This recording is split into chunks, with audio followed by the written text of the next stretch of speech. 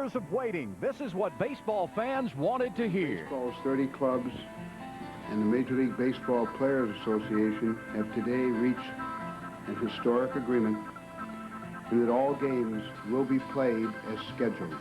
This is a great day for the fans, for baseball, and you can put it behind us now and move on. And, I mean, it's unfortunately it was just part of the negotiations that you have to get done in order to get something accomplished. And we're just glad that for the fans' sake and for the game of baseball that it's behind us now. So let's play ball here on Fox Sports Net. Today's Houston Astros baseball game on Fox Sports Net is being brought to you by Bud Light, by your Texas Ford dealers, by Jack in the Box, by Pennzoil, by Southwestern Bell, by Gatorade, and by Southwest Airlines. Well, the homestand continues, and the Astros have made this a good one. They are 6-3 so far. They just won 2 out of 3 from San Diego, and now another Western Division foe is here, the Dodgers. Here's their starting lineup, brought to you by Southwest Airlines. The leadoff man is Dave Roberts, a center fielder. He has done an excellent job for this club in that #1 spot in the order. Marquise Grissom plays left field. It's Sean Green in right field with Paul LaDuca, the catcher, the cleanup man. Adrian Beltre's at third base with Eric Karros at first base. Mark Veselanic plays second. The shortstop is Alex Cora, and the pitcher Andy Ashby against Wade Miller. Bill? Wade will get that fastball up there in a hurry. Got a good sinker and slider, and one of the better competitors around. He'll come right after you, and that's what he'll have to do against the Dodgers tonight. Let's go around the horn, and we'll set the defense behind Wade tonight. It starts at first base for Houston with Jeff Bagwell. At second base, Craig Biggio. Over at third tonight for Jimmy Williams will be Jeff Blum. At shortstop, Jose Vizcaíno.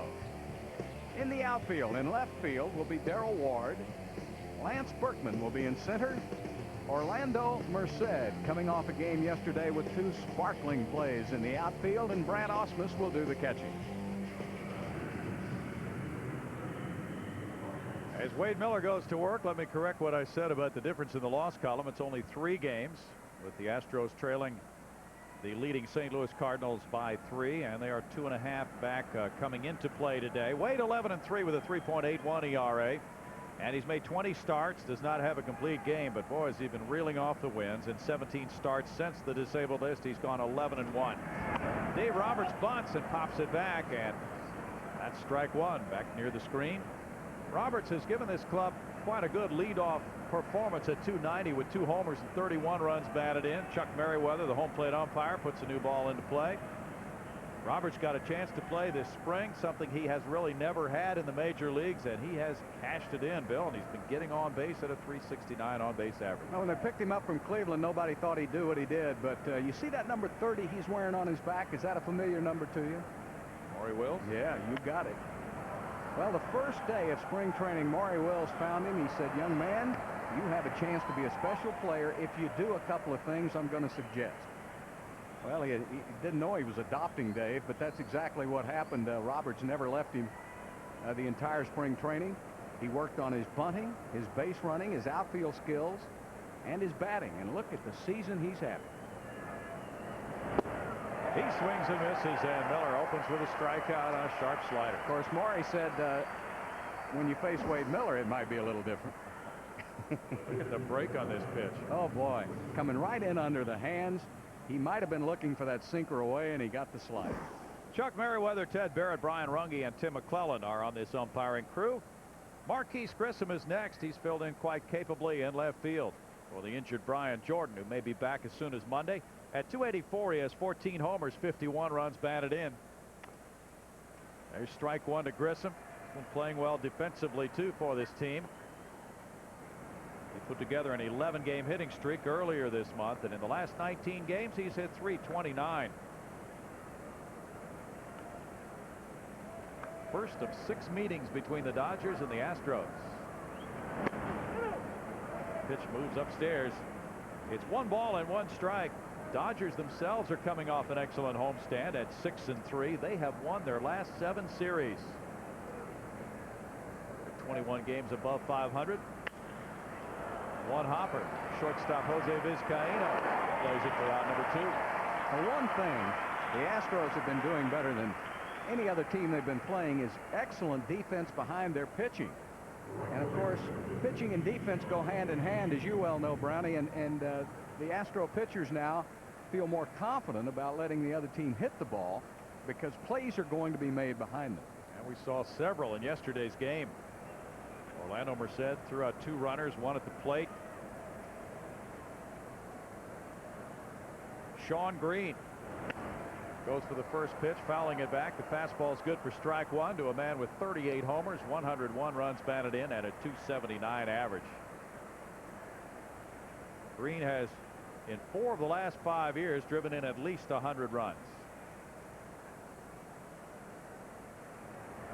He is really a key to this Dodger club offensively. It's 1 ball, 1 strike to Green. Well, in years past, he had that long swing, and sometimes they could tie him up inside, but he's done a good job this season of cutting down on it a little bit, and he hasn't lost any power. 10 home runs in the month of August. 2 balls and a strike. He's driven in 225 runs over his last 2 seasons.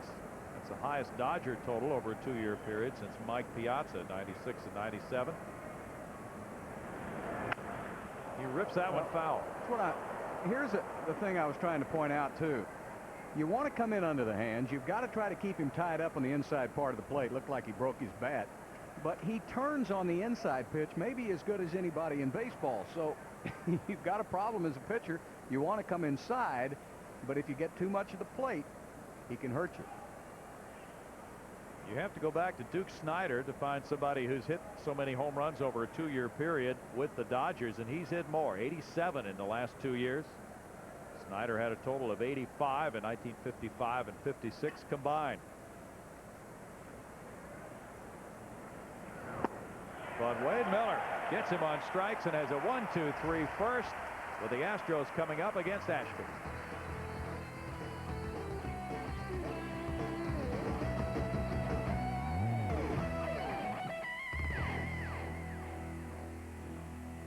Wade Miller, a 1-2-3 first inning.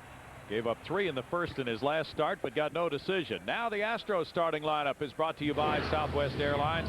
Jose Vizcaino leads it off at shortstop. It's Craig Biggio at second base with Lance Berkman in center field. Jeff Bagwell at first base. Darrell Ward plays left field with Orlando Merced in right. Brad Ausmus is on a 9-game hitting streak. He'll do the catching tonight with Jeff Blum at third base.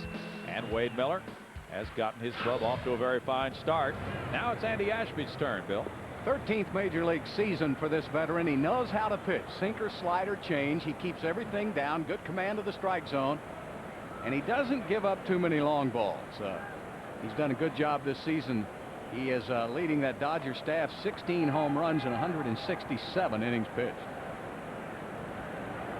Jose Vizcaino, a former Dodger, gets it started in the home first with ball 1 in tight. At 311, he has 3 homers and 28 runs batted in, a good .346 on base average for Jose. And he's hit well on this homestand at 306. A strike call makes it 1-1. Ashby with that good consistent month of August, coming off a no decision on Saturday against the Atlanta Braves, a game his club won 4-3. He gave up 2 runs in 6 innings. Ripped up the right field line, but foul. Speared by a fan with a glove on. Nice play, and the youngster gets it. Thanks, Dad. Isn't that great? That's what it's all about. Bring those kids out to the ballpark, and Mom's saying thanks, Dad, too, because it saved her. Strike 3 as Ashby works over the inside corner on Vizcaino. All right, let's go around the horn, and we'll check out the defense for the Dodgers. At first base, Eric Karros. At second base, Mark Grizzolani. Adrian Beltre plays at third, and Alex Cora will be at shortstop. In the outfield, Marquise Grissom will be in left. The speedy Dave Roberts in center. Sean Green will be in right, and Paul LaDuca will do the catching. Ball 1 to Craig Biggio, a .265 hitter with 11 homers, 51 runs batted in. He's had a nice homestand at 324. Pitch takes ball 2. He's hit very well against Ashby in his career. Ashby's faced the Astros 20 times as a starter and reliever over the course of his career. with 8 wins, 7 losses, and a 4.28 earned run average. And he had some great years with San Diego, and just completely lost last year to arm problems.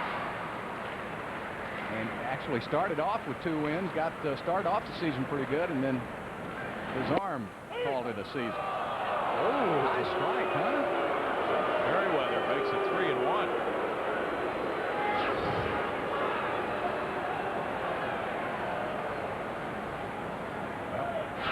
Biggio ducked down a little bit. That's ball 4. Ashby's 57 walks in 167 innings. Ashby will work both sides of the plate, and you notice he's really working inside to the first 2 hitters. Really came in on Vizcaíno to get him out on strikes. Let's see now if he works Berkman as hard inside as he worked the first 2. Berkman has been ripping outside fastballs for home runs on this homestand. He now is up to 37 homers. He has 108 runs batted in to lead the league and a 291 hitter.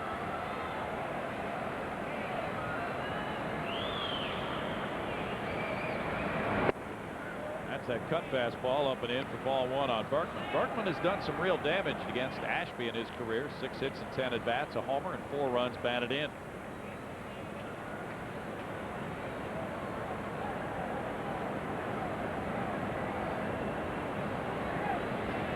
Runner goes. Pitch out. LaDuca with a throw and out. Second time Biggio's been caught all year in 17 tries. Well, Jim Tracy just outguessing Jimmy Williams. I don't know if they had the run and hit on or not, but since it was a pitch out, it didn't make any difference, and that's an excellent tag there by Cora. That ball was up a little bit, but look how quickly he gets it down on Biggio's arm. Out number 2 for Ashby, and now the count 2-0 to Berkman. It's 2-1. Usually after a guy's caught stealing, the next guy gets a hit.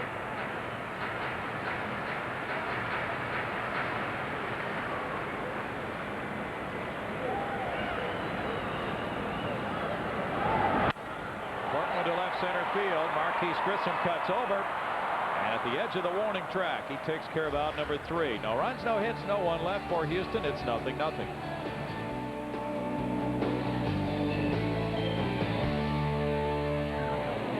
Tonight on the Southwest Sports Report, you'll see a full report on the resolution of the baseball strike. The Sooners preparing for the Golden Hurricane. Highlights from the Texans-Bucks game, and the Southwest Sports Report right after the game on Fox. Wade Miller and Andy Ashby 0-0 after 1. Paul LaDuca looks at a strike. The catcher and cleanup man checks in at 280 for this game tonight with 8 homers, 55 runs batted in for LaDuca. LaDuca, another of those guys who spent 8 years in the minor leagues.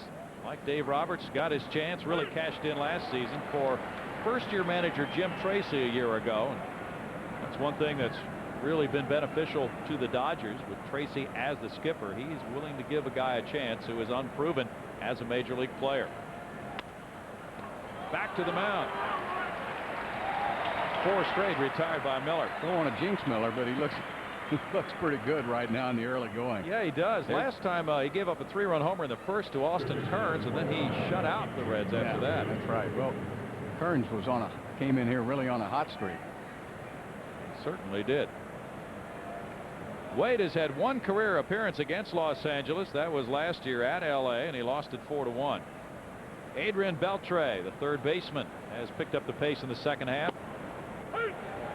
Strike 1 to Beltre with 16 homers, 58 runs batted in. He's hit .264. Miller is now 33-18 in his major league career. That foul line drive makes it no balls and 2 strikes. The Astros players, about 15 of them, and Drayton McClain and I believe some of the management people were at the gates welcoming fans when they came in about 5:30 tonight. Yeah, he was pumped. Very, very happy about the labor accord reached earlier today. Details, of course, will be leaking out over time.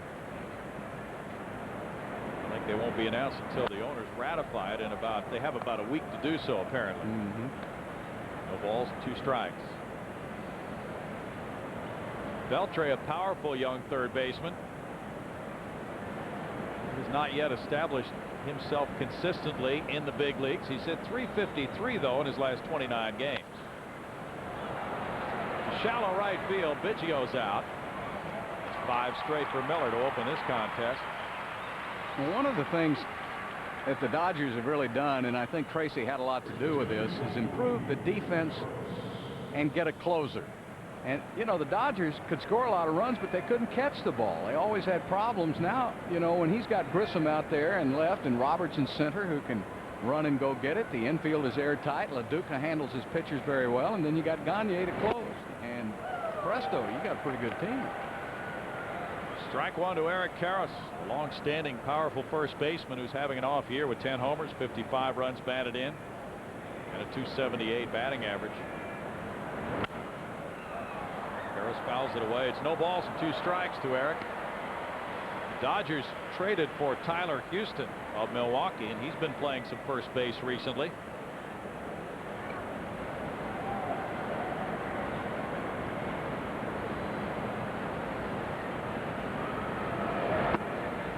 One ball and 2 strikes. The Dodgers have been using that combination that they used back in the 60s. You mentioned Maury Wills earlier, Bill. Very fine pitching, 3rd best ERA in the National League, and run support that sometimes has to be manufactured. They are 11th in the league in runs scored. Well, when you have good pitching and good defense, you can get away with playing that way. If you don't have a good defense, you usually have to outscore your opponent, and that's not going to happen as often. And Miller gets strikeout number 3. He has set down the first 6 in a 0-0 game.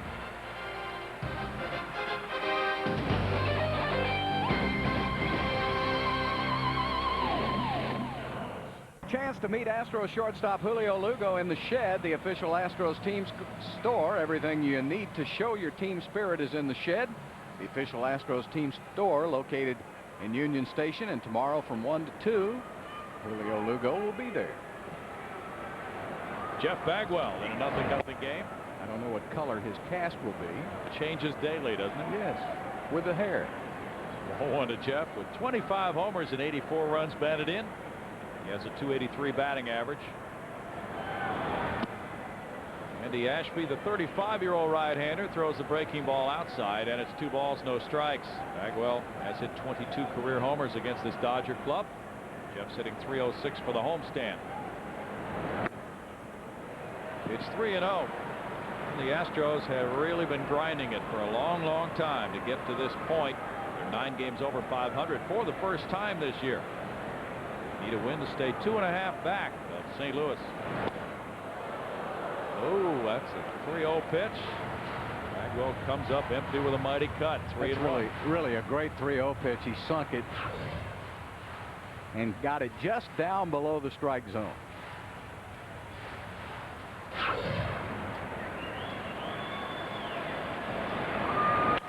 Bagwell chops one. Beltre charging.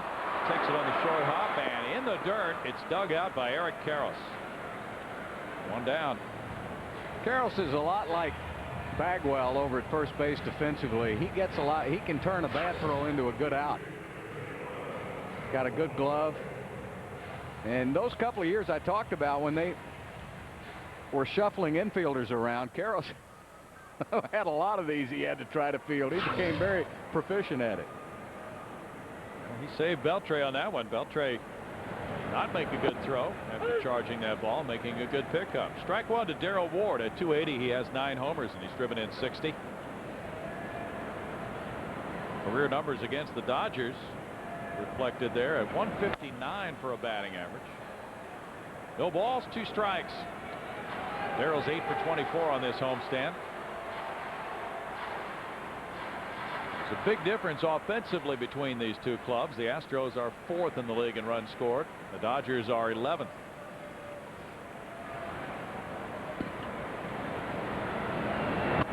Wow, like a frisbee. 1 ball and 2 strikes. As Bill mentioned, Ashby missed almost all of last year with surgery on his right elbow. He made 2 starts and he was 2-0. In his career, he's 95 and 96 with a 4.04 earned run average. 2 balls, 2 strikes in a very consistent stretch, though, in the last month or more.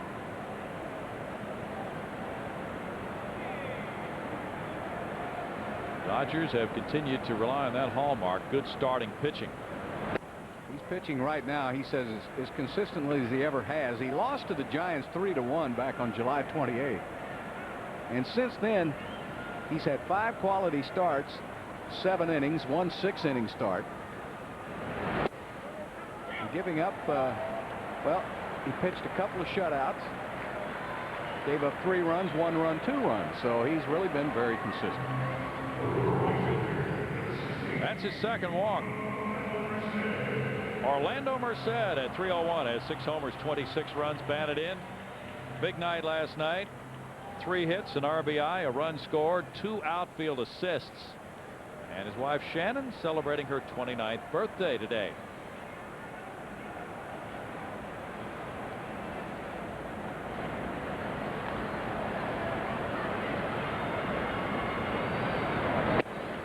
Ball 1 upstairs from Ashby. Merced's hit 320 against him. I think he's struggling a little bit. Looks like his elbow may be flaring out on his delivery. He's getting under the ball rather than on top of it, and it's sailing on him. And he's a sinker ball pitcher, so he needs to get on top to be effective. And LaDuca just wanted to trot out there and maybe remind him of that. The Dodgers have 4 10-game winners on their staff. They're the only staff to feature that so far this season. Ashby can be number 5 with a win tonight. Off the right field line. Ward around second, heading for third. Gene Lamont takes a look into that right field corner and holds him. It's a double for Merced. Number 12 of the year. Boy, is he hot. 3 hits yesterday. Coming right back here tonight. Well, Ashby struggling with his control, so what happens? You try to get one over the plate, but you get it to a hot hitter, and he knows what to do with it. Lamont almost brought Ward in. I think had it been anybody but Darrell, he may have brought him to score the game's first run, because Green was a little late getting to that ball. But with Darrell running and only 1 out, he decided to play it safe, because Ausmus and Blum are due up next. Ausmus has put together a 9-game hitting streak, hitting .455 in those 9 games. Strike call. That may change this at bat around. Brad at 280 has 6 homers and 45 runs batted in. Ashby gets ahead of the hitter. That could make a huge difference for him. Ausmus looking back. Merriweather's all over the place with his strike zone here early in the game, and all the players are questioning a few calls. He hasn't established his zone yet.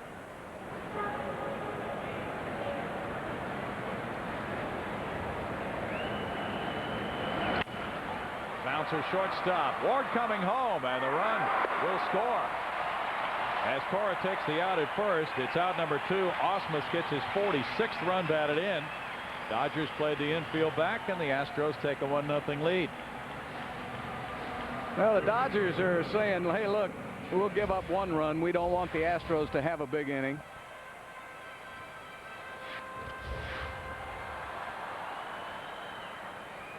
Ausmus, with that ground ball, drives in the first run of the game, and Jeff Blum has a shot at another RBI. At 286, he has 7 homers, 48 runs batted in. He had a very good series against the Padres, going 4 for 7. Strike 1 to Jeff. He's hit .318 on this homestand. 3 hits yesterday, including a 2-run double to left center in the 8th inning. And we were talking about that before the game tonight. He had a very pretty swing on that 2-run double. Pitch was away, and he just hammered it to left center field. Throw to second base, and here's with Orlando Merced going to third. Ausmus deked him. Merced, I should say. I'm sorry. Merced came far enough down the line to draw the throw from LaDuca, and Beltre was asleep. He wasn't covering third. Now watch Merced. As soon as the ball's thrown, he takes off. He may have been picked off. Now look at it again. He was going back. But where's Beltre? Wasn't there. And then Merced was between Cora and Beltre, so he didn't want to make a throw. Pitch was strike 2. It's 0-2. Line drive to right. Sean Green gets a glove under it for the grab, and that's a big one for the Dodgers. It holds the Astros to 1 run in the 2nd inning on a hit and a man left, and a 1-0 Houston lead.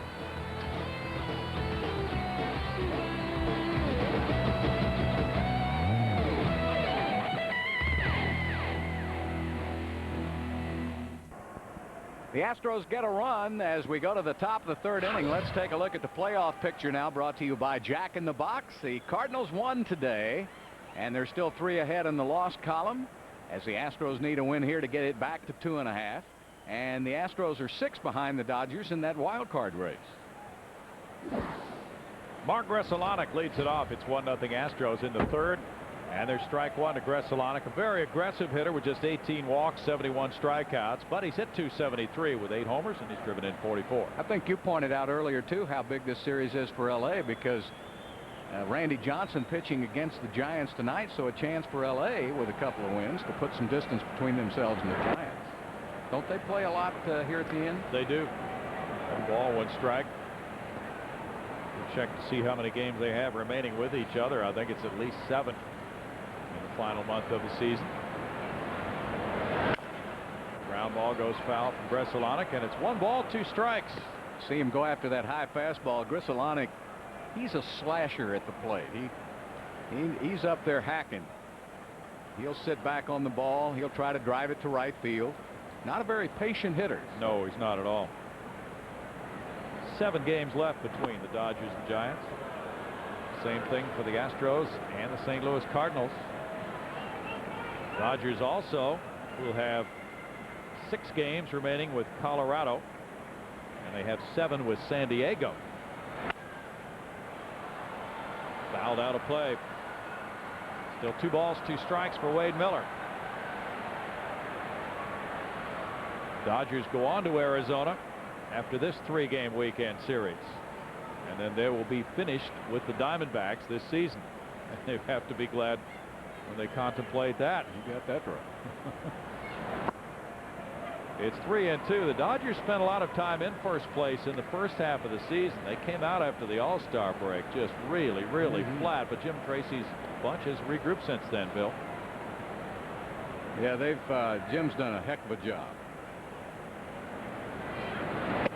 Miller gets a strikeout. That's number 4. What was that wiffle ball he threw up there? It looked like it. It went on the board as a 92-mile-per-hour fastball. That's strange action at the end. Yeah, watch this. That little cut job, or looked like it. It really fooled Gressolonic, like he pulled a string on him. Sure did. He was out in front. Alex Cora, as Bill mentioned, has responded quite well to part-time play this season at 307. Strike 1 to Cora. He has 3 homers, 21 runs batted in. He's had 189 at bats. Cora played as the everyday shortstop last year. To left field, Darrell Ward backing on it.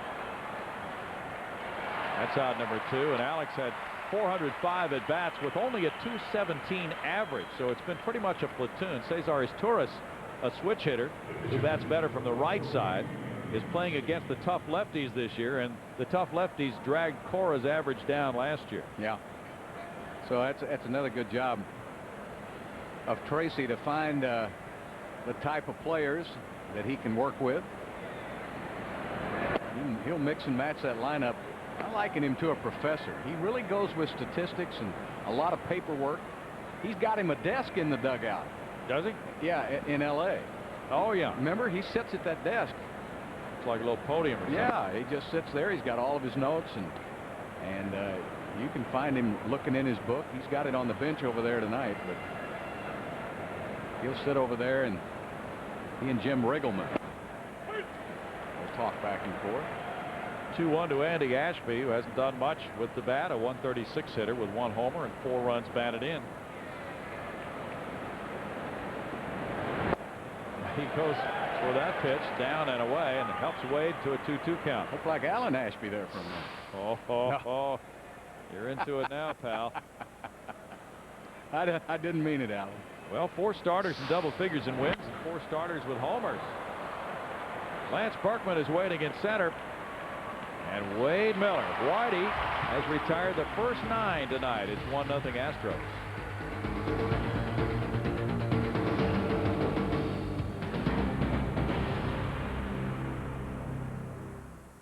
Welcome you back to Minute Maid Park, and there is the Fox Sports Net. The operations center is here in Houston, and they're all gathered to watch the game.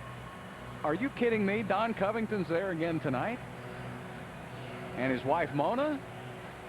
I'll tell you, Covington must be the host of that suite. What do you think, Bill? He's eating. That is a good sign. Well, he's always eating. Wade Miller leads it off with strike 1 here in the bottom of the 3rd. The Astros leading at 1-0. Well, every time we shoot the suite, he's eating. Huh? Okay. Of course, his answer will be, that's what do we have food in there for? Here's a 205 hitter with 2 runs batted in. He has 9 hits and 44 at-bats. Fly ball left field. Marquise Grissom off the wall, and it kicks back toward the shortstop. It's a double for Miller. His second double. Boy, he reached out and hit a curveball a long way with one arm. I thought he was fooled on the pitch, Bill. It looked to me like he just got kind of one arm. He really turned his hands over nicely. And Grissom really didn't play this very well. I don't think with the pitcher hitting, he thought he would hit it that far, and he went back thinking he'd have a play on it.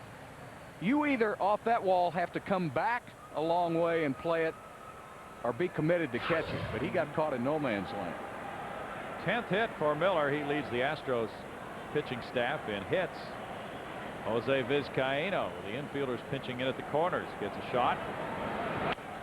Bounces one to Karros. He'll go to third, and Miller with a slide is safe. Well, now they call him out. And time is called as Vizcaíno is running towards second base.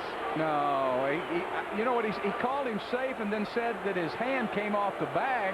I think Gene Lamont is arguing that Beltre may have pushed his hand off the bag. Tim McClellan is the umpire there. Jimmy Williams is headed over. He ruled safe. Karros with that gamble made the throw across the diamond. McClellan first signaled safe and then out. The play goes from 3 to 5 for a very big out, number 1. Boy, that really is in a tight game. Here's a one bouncer, and that's a heads-up play. Now there he misses the tag. Wade gets on the bag, but look at Beltre knocks his hand off the bag. That's what they're arguing about. Now, does Wade come off involuntarily, or does he get some help from Beltre? There's the miss. He tags the bag, and then Beltre knocks his hand off the bag. Now check this out. He may have tagged him here, and the umpire called him safe. May have realized he blew the call. Now he gets a second shot, and he really is safe there, but he calls him out because McClellan realized he blew the earlier call. Do you buy that? No. Okay. That's just a theory. He probably wouldn't go along with it anyway. I think he blew it in this. He blew it all the way around. Looked like he might have been tagged the first time because Beltre was protesting the call initially when it was safe. That was a good play by Karros, nonetheless. Now Craig Biggio, who walked, takes a strike. Now, Jimmy's had the runners going here early in the game. Let's see if maybe he'll have a little hit and run going with Biggio and Vizcaíno in this situation. Biggio good at going to the right side of the infield. He's got a big gap over there. Karros holds the runner on.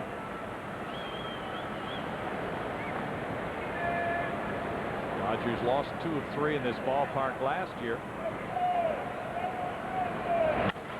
Off the middle, on through to center field. Vizcaíno to second. That's really a big play now, isn't it? Yep.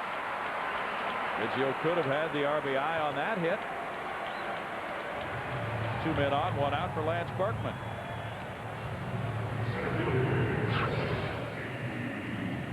Well, not, anything fancy. Just take that sinker and hit it right back up the middle. He's been doing that for, these many years. Berkman line to left in the first inning. He's had that opposite field stroke going on this homestand. Very powerful homestand for Lance with 5 homers and 10 runs batted in.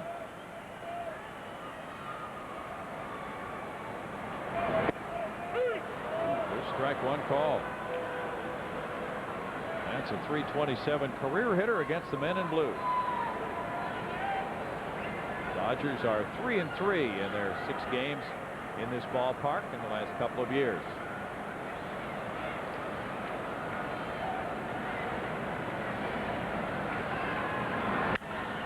Smoked into right center field. Vizcaíno will score. Roberts plays it deep. Biggio to third. Long RBI single. Berkman. 2-0 Astros. That's his 109th run batted in for the league leader. He absolutely scalded that line drive. Well, and Ashby's getting up in that strike zone now, and that's not where he wants to be. He cannot be successful right there. He's out over the plate. It's going to be a short night for him if he stays up there, especially with Bagwell and Ward coming up. Vizcaíno comes home, and the Astros lead 2-0 on 4 hits. Jeff Bagwell grounded out to third.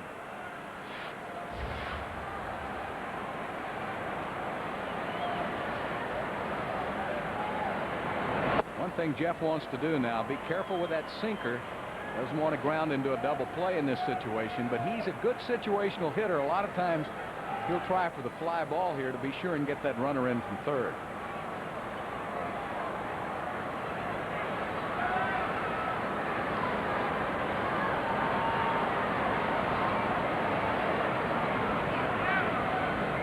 Steps back. And runners come home 24 times out of 35 from third base with less than 2 outs with Bagwell at the plate. Yeah, he'll give himself up a lot.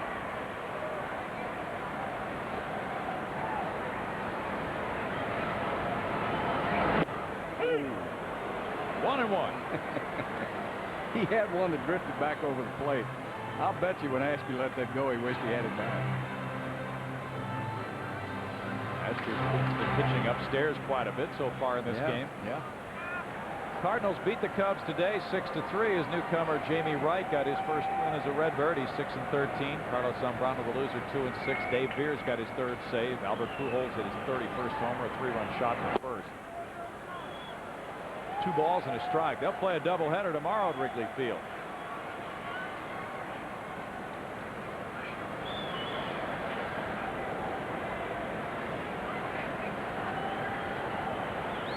These 2 clubs have a 7:05 meeting tomorrow night in Game 2 of the series. Kirk Saarloos and Omar Dahl to pitch.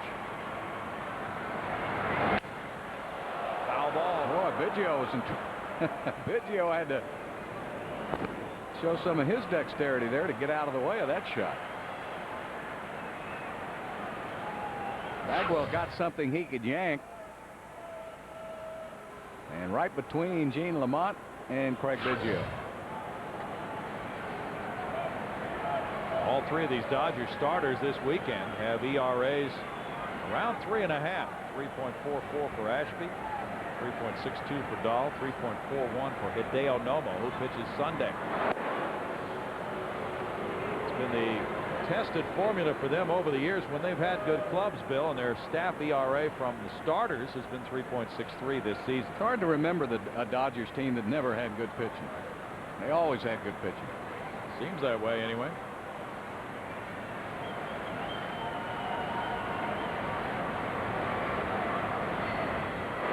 Throw goes to first. Double play situation here. The Dodgers are really working to keep that double play in order. They've allowed 93 steals in 137 tries against them this year. Paul Lo Duca is not in the top tier of catchers throwing out runners.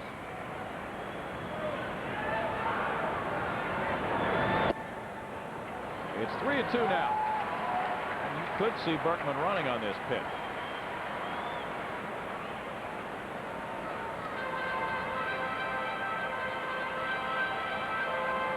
Or if you're Ashby, you want to be careful with Bagwell and take your chances starting all over with Ward again.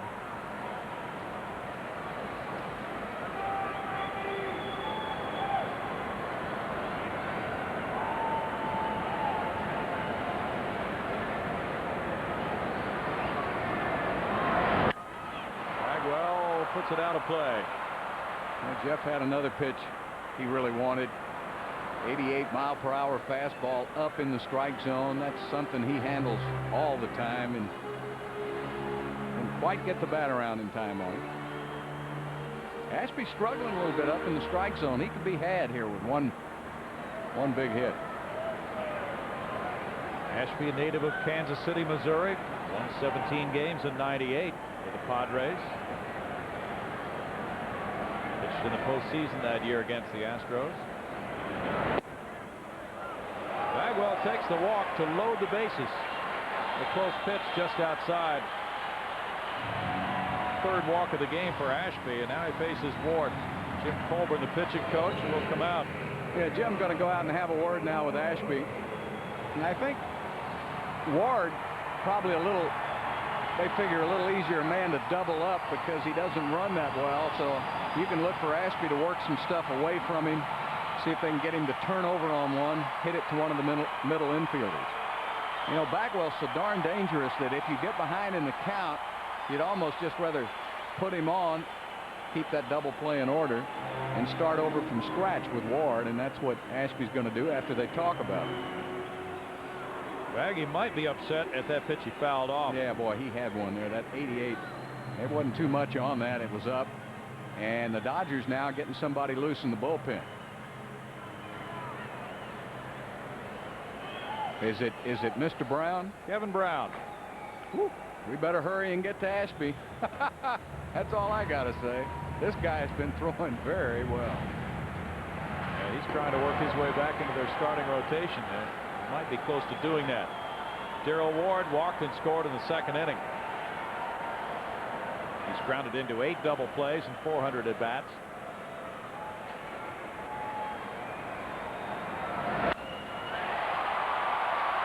Right fielder Sean Green on the warning track. All the runners tagged. Bagwell will go back to first. Sac fly for Ward. Well, the first RBI. Bill, he just missed. An old grand salami. Just got under that. Ward gets Biggio home. It's a 3-0 lead. And here's a powerful swing. It really is. And he had a ball he could handle. He thinks for a minute it might be. He's checking it out. That's about as close as you can get out there to pulling one out. Just a little bit underneath it. That was a hanger to right field. And a 3-0 game for Orlando Merced. He ripped it a double to right in the second inning, and then he stole third. In tight from Ashby, ball one to the 7th man to bat in the inning. Ashby's ERA in his last 5 starts an excellent 1.54. He was in a lot of trouble in his last start. 10 men were left on base in his 6 innings. He walked 6. Changes speeds there, and the count goes to 2 balls and no strikes. Ashby began his career in the Phillies organization. Then Colorado took him in the expansion draft. Traded him to San Diego. Then he went back to the Phillies in Atlanta. Dodgers signed him to a 3-year free agent deal prior to the 2001 year. Up the right field line. Merced drives in Berkman. Bagwell heads for third. Sean Green with a throw. Bagwell's coming home. Grzelcyk with a relay offline. And all the way to third base, Orlando Merced. It's 5-0 Houston as Merced delivers 2. Well, remember what I said earlier, that Gene Lamont held Darrell Ward on a play similar to this one because he didn't think he could score, but with 2 outs, Bagwell was running all the way from first, and Lamont brought him. This Merced is red hot, isn't he? The way he's been hitting, he gets it right back down into the corner. Berkman has no trouble scoring, and here comes Bagwell all the way around from first. Lamont never even thought twice about it. It's ruled a 2-run double for Merced, giving him 28 runs batted in. He picks third on the throw to the plate. Brad Osmus looks at it. It's ball 1. Merced with a couple of doubles tonight. That's 13. Now they're changing to a triple. Oh, why not? 1 ball, 1 strike. That's his 3rd triple of the year. A double and a triple for Orlando in the early going. Sean Green seemed to be waiting for a carom, and the ball just dropped right down there at the base of the wall.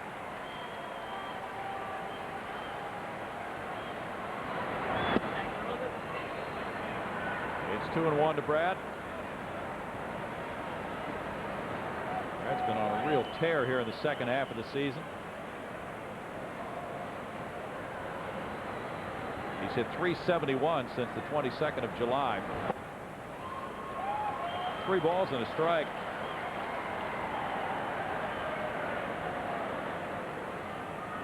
Only Arizona and Atlanta have better staff ERAs than Los Angeles. Is 3.67 coming into this game tonight.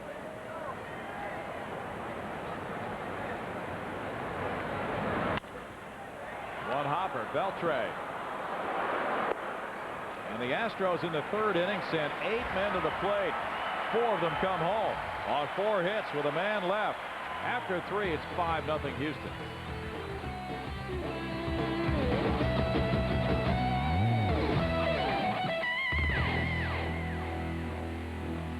Astros put up 5 on the board, lead it 5-0 in the top of the 4th inning. This week on Fox Saturday Baseball, the National League Central leading Cardinals take on Sammy Sosa and the Cubs, or the Giants try to gain ground in the wild card race. They'll play the Diamondbacks, and it all begins tomorrow. Check your local listings. It's on KRIV-TV channel 26, and if they have that Cubs-Cardinals game, it'll be a 12 noon start. Curveball misses for ball 1 to Dave Roberts, leading off the 4th inning with the Astros on top 5-0. Roberts struck out as he led off the game. Strike 1 call, 1 ball, 1 strike. Roberts played at UCLA, Jeff Blum at Cal. They squared off against each other in college days and also in the minor leagues.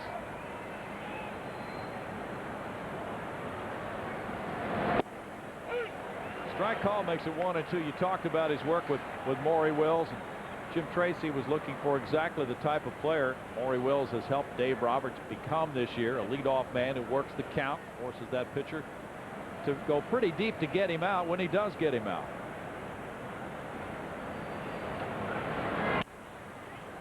Bagwell with a play to his right.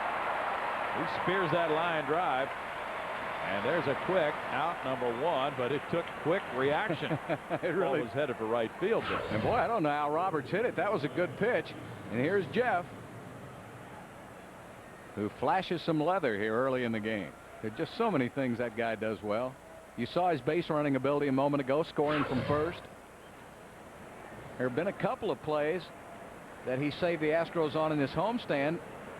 From infielders, errant throws from infielders he's been able to catch with the game on the line. Marquise Grissom fouls it, strike 1. He made that play almost casually too, didn't he? Yeah.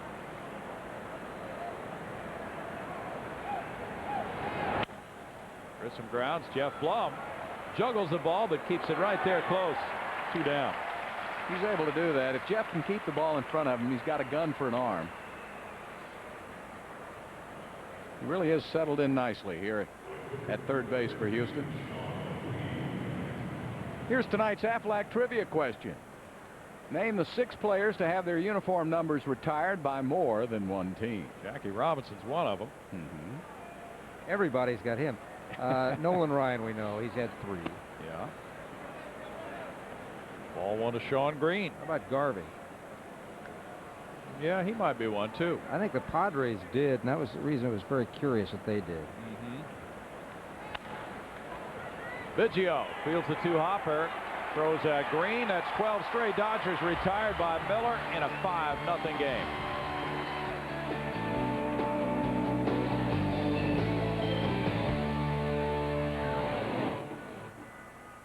5-0 ball game. Kevin Brown comes in. First of all, we'll check that trivia answer brought to you by Aflac. The 6 players who have had their uniform numbers retired by more than one team are Jackie Robinson, Nolan Ryan, Hank Aaron, Rod Carew, Casey Stengel, and Frank Robinson. 6 was too many to think about. But No, those are all. I don't know. I knew those. You know them all. I knew them. We just didn't have time to get them out. Or were you out in the hall again? I was out in the hall. I came in. I got them. Andy Ashby is out of this game after 3 innings, allowing 5 hits and 5 runs, walking 3 with a strikeout. Kevin Brown is in the game, and his first pitch is ball 1 to Jeff Blum, who lined out to right field in the 2nd inning.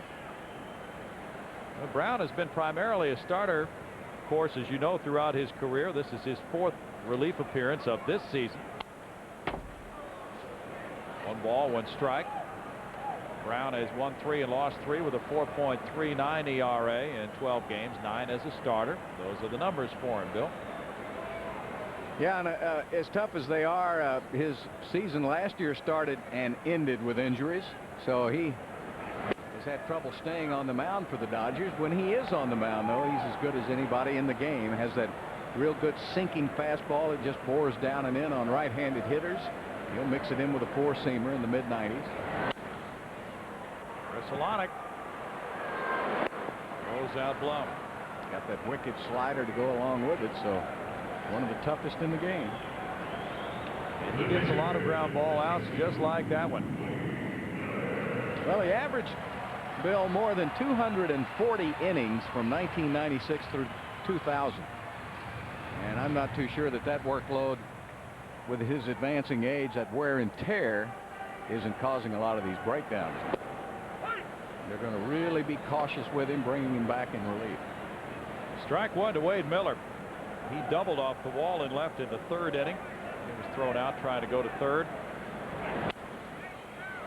Puts that one out of play. It's 0-2. The last time Brown pitched, he went 4 innings in relief on Sunday night. Kazuhisa Ishii, the starter, was rocked, gave up 5 runs in the 1st. Brown struck out 9 in 4 innings, allowing 2 runs. And if he stretches it out again in this game tonight, you can expect him to be re-entering that starting rotation pretty soon, Bill, because Ishii has been struggling. Yeah. They just want to be sure he's sound now. 37 years old.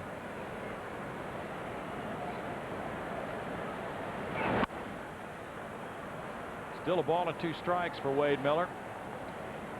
Brown has great numbers against most of the Astros hitters with that tremendous sinker and the other pitches in his arsenal. He has really caused fits over the years for most right-handed batters in the league, and the Astros until recently have been predominantly a right-handed hitting team.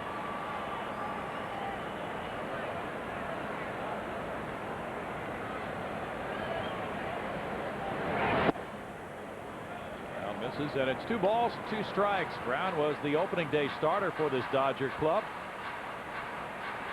Ran into some injury problems in April, and Omar Dahl came out of the bullpen to make a couple of starts.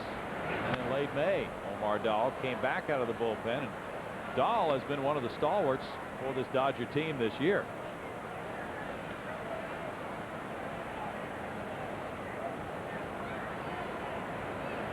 Dahl's won 10 games.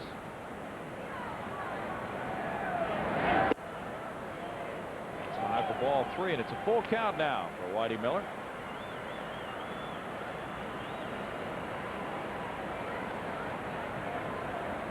Brown had made 127 straight starts going back to last year until he pitched in relief. Strike 3. 2 outs for him. College Football Saturday presented by Kyocera returns to Fox Sports Net. Tomorrow, big doubleheader. First, the Kansas Jayhawks take on the Iowa State Cyclones, and then Mississippi State visits Ontario Smith and Oregon. That's a key early season showdown. Coverage begins tomorrow with a College Football Saturday kickoff show at 10:30 in the morning. Jose Vizcaino looks at a strike. He scored a run in the 3rd. He's 0 for 2. Kevin Brown was the 4th player drafted back in 1986. The Texas Rangers took him in the 1st round that year. Moved along to Baltimore, Florida, San Diego before joining the Dodgers. Dave Roberts in center, handles out number 3. Brown makes quick work of the Astros in the 4th inning, but Houston leads 5-0.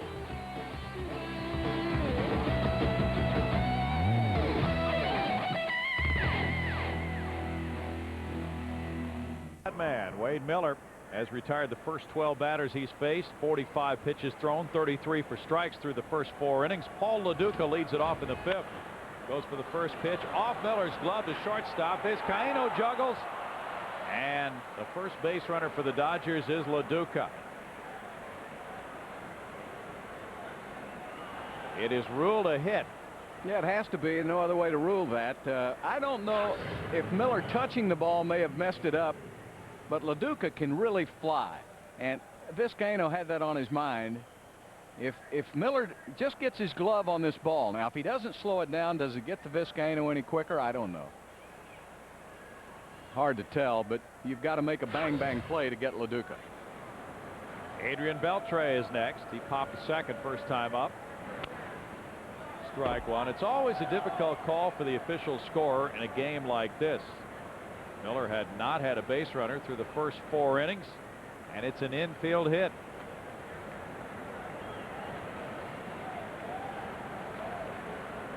Some say the first hit of the game should be a clean hit. Well, I don't know how you could have ruled that any other way. Do you? No. You know, if they had a play, if Vizcaino would have had a throw. Let's take a look. Okay, if he has a throw, then maybe. And if the throw beats him and it's dropped, maybe it's an error. 1 ball and 2 strikes. Let's take a look at tonight's Lowe's Improving Home Improvement player, and it's Adrian Beltre.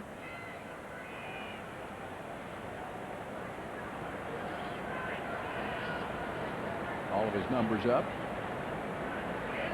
Has a quick bat, but not very patient, as you can see. Strikeout number 5 for Miller.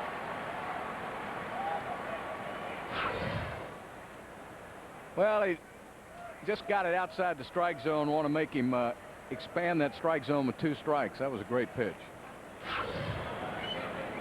So you know what always happens? Karros sends the umpire out there to check the ball. I love that. You know, he says, wait a minute, that ball was moving too much. Go check that ball. It was moving all right. Karros has grounded into 10 double plays. He watches that one go for ball 1. He was a strikeout victim in the 2nd inning. Eric now 34. He's been a consistent RBI man. He had 5 years out of 6 in which he drove in at least 100 for the Dodgers. Then last year slipped to a .235 batting average, driving in 63. 1 ball, 1 strike. UCLA product who was taken in the 5th round in '88. He had some back problems last season.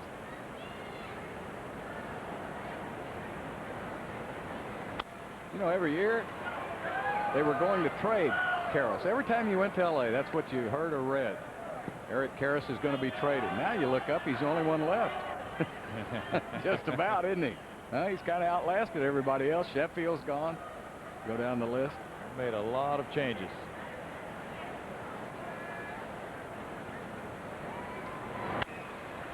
Biggio to his left. To second, Vizcaino. Double play. Great play. It's no runs a hit, nobody left. The Astros turn their 123rd of the year, and they maintain their 5-0 lead in the 5th.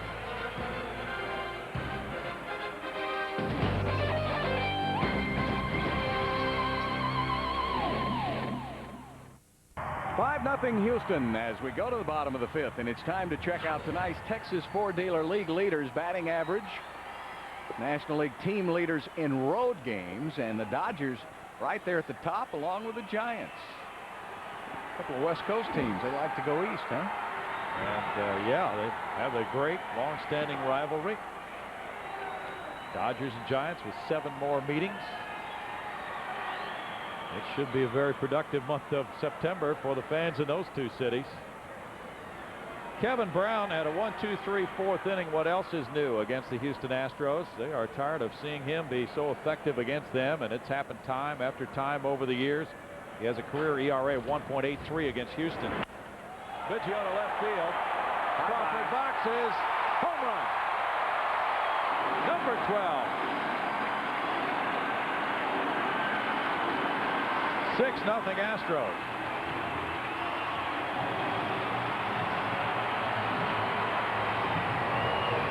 Well, Kevin was going to slop a little slider off to lead off Biggio, and that slider just flattened out. About 84 miles an hour right up in the strike zone, and Bidge turned on it. Look at this. That ball had nothing on it.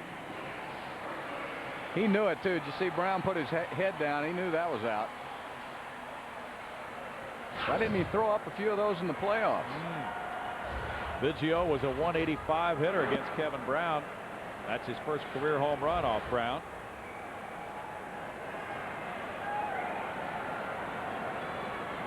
Biggio gets number 12 of the year. He's driven in 52. And Berkman drove in a run in the third. Marquise Grissom over toward the left field corner. One away. Now Brown has just not taken any kind of a pummeling at the hands of the Houston Astros in his career. He's been lights out almost every time he's pitched against the Astros, including in that '98 playoff series when he was a Padre. Well, the Astros have gone out and gotten Randy Johnson. They thought this was going to be the year. I thought it was their best team they'd ever had.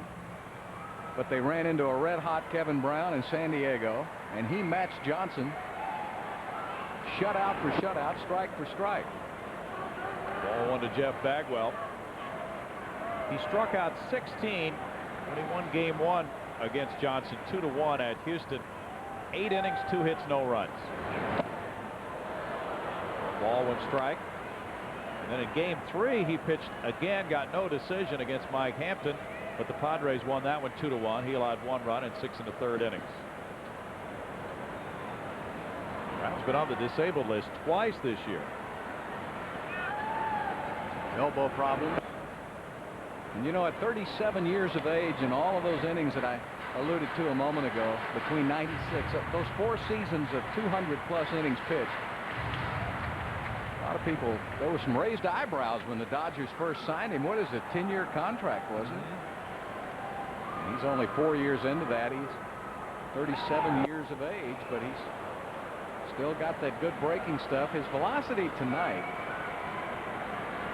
has not been what it was, but I'm sure they're going to keep that in check. I think the best fastball he's thrown tonight was 93. All the rest have been around 91. The more I think about it, it might have been a 7-year deal, Bill. Okay.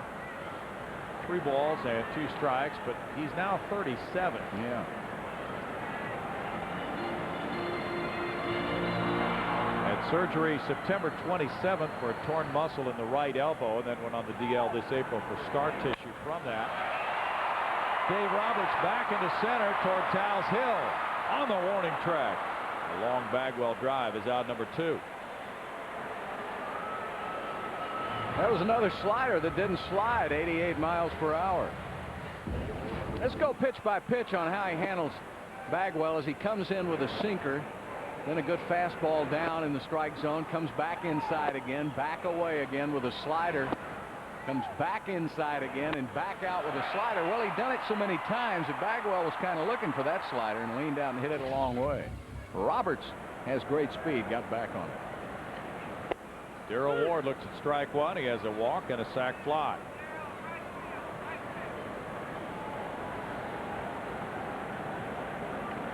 Atlanta leads 2-0 after 6 in Montreal with Damian Moss on the mound against Tony Armas Jr. 1 ball, 1 strike for the veteran Kevin Brown. With Ishii struggling, Brown may slip into that rotation the next time through. It's 2-1. The Astros haven't named their starter yet for the Monday afternoon game. That's a makeup game. There was a rainout earlier this year in Arlington. They'll play the Rangers at 2 o'clock Monday. Jimmy Williams said they probably will announce that starter tomorrow. It will not be Pete Monroe. Goal foul. Pete pitched yesterday. It would have been on 3 days rest if he would have started that Monday game. Roy Oswalt will be eligible to come back from his 5-game suspension Tuesday night in San Diego. The Astros do have an open roster spot. Scott Linebrink has been taken off that 40-man roster. So you're surmising there could be a deal in the works, huh? Possibly, or maybe just somebody who's not on the 40-man and in the minors right now. Craig Biggio hits number 12 and the Astros lead 6-0.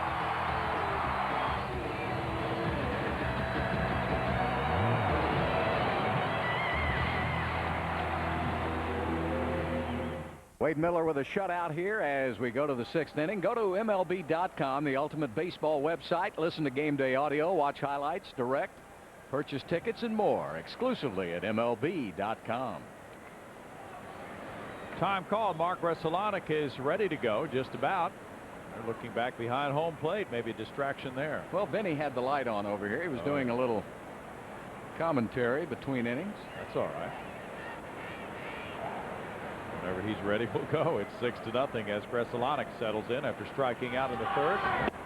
Certainly hold the game for a little while for one of the greatest of all time. Yes. There is strike one. Nice to see him again. And in fact, the Astros have not seen the Dodgers since spring training. Isn't that something? And you played them, what, 6 times? I believe it was 5, and the Astros won all 5, if memory serves. The Dodgers look like about the worst team in baseball this spring. So that shows you what you can derive from spring training. There's the man, Vin Scully, one of the all-time greats. The storyteller. Been a Dodger since the Brooklyn days. Strikeout number 6. He has seen so many outstanding pitching performances over the years, but this one is very impressive tonight from number 52, Bill. Yeah, this could certainly figure in some of the great pitching matchups that Vinny has seen. Of course, all of the great ones, with all the way back to Don Newcomb, Sandy Koufax, Don Drysdale, all the way through the moving from Brooklyn to L.A. and the Coliseum and the moon shots. Remember the little short left field screen? And he can sit and tell you some stories all night. 2 balls, no strikes. Wally Moon, a left-handed batter, came to the Dodgers, and he developed that inside-out stroke so that he could hit the ball to left field and take advantage of that short screen. Learned that while he was at A&M. The engineering part. That's right. Of the batting That's stroke. right. But you know, with Ernie Harwell now, I'm glad there's no strike. Ernie can finish out his great career. We lost Jack Buck earlier this year, so Vinny's the last of a breed. Bagwell tosses to Miller, 2 down. Well, that LaDuca infield hit is looking more and more under the microscope right now. So you're gonna call it an error, right? No. But he did juggle it, Vizcaino. The official score is under an extreme amount of pressure. Is that what you're saying? Yes. He's hoping the Dodgers at least get another hit. You bet he is. Kevin Brown. Well, takes ball 1. That was a base hit. As much as it pains me to say it. You know, and it is kind of ridiculous in many ways to say the first hit should be a clean hit. 2 balls and no strikes. And it's for this very reason that people have said that over the years. They don't want that official score squirming as the game moves on if there's kind of a questionable hit early. That's right. 2 balls and a strike. Well, if LaDuca was a slow runner, then I might have to question it, but he can really motor down the line. He gets a lot of infield hits anyway. 2 balls, 2 strikes. And the Kerry Wood one-hitter against the Astros in '98. The only hit was an infield hit. Now, if Miller pitches a one-hitter, Bill, facing the minimum. Now, he gets a strikeout of Brown, and he has faced the minimum through 6. It's 6-0 Astros.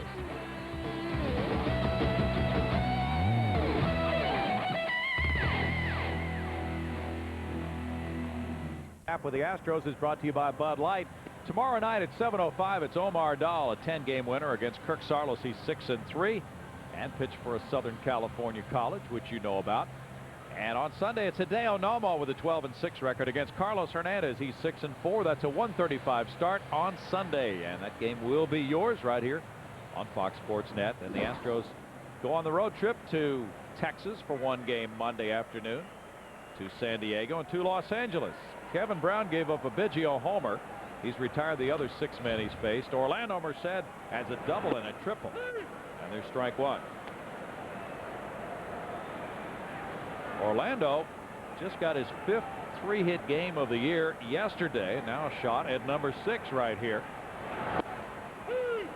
No balls, 2 strikes. The Astros won 2 out of 3 from the Cubs. The Reds San Diego Padres. Longest homestand of the year. Little chop goes foul up the first base line. It's been just the kind of homestand many Astros fans might have thought this team required to stay in the race and inch a little bit closer to the Redbirds, Bill. Well, they dug themselves such a hole earlier in the season. It was going to take a remarkable effort down the stretch to get back into the race, and that combined with all the hard luck that the Cardinals have had to their starting pitching. The Cardinals came back a little bit to Houston, and the Astros responded. Tough pitch by Kevin Brown gets him a strikeout, his second. Tomorrow it's the Dodgers. That's a 7:05 start time, and the first 15,000 fans will take home Astros mouse pads from FSN Southwestern Bell. For tickets, visit the Minute Maid Park box office. Call toll-free at 1-877-9-ASTROS or get on to Astros.com. Brad Ausmus is 0 for 2, but he has an RBI. Ball one in tight to Brad. Kevin Brown throwing at 92.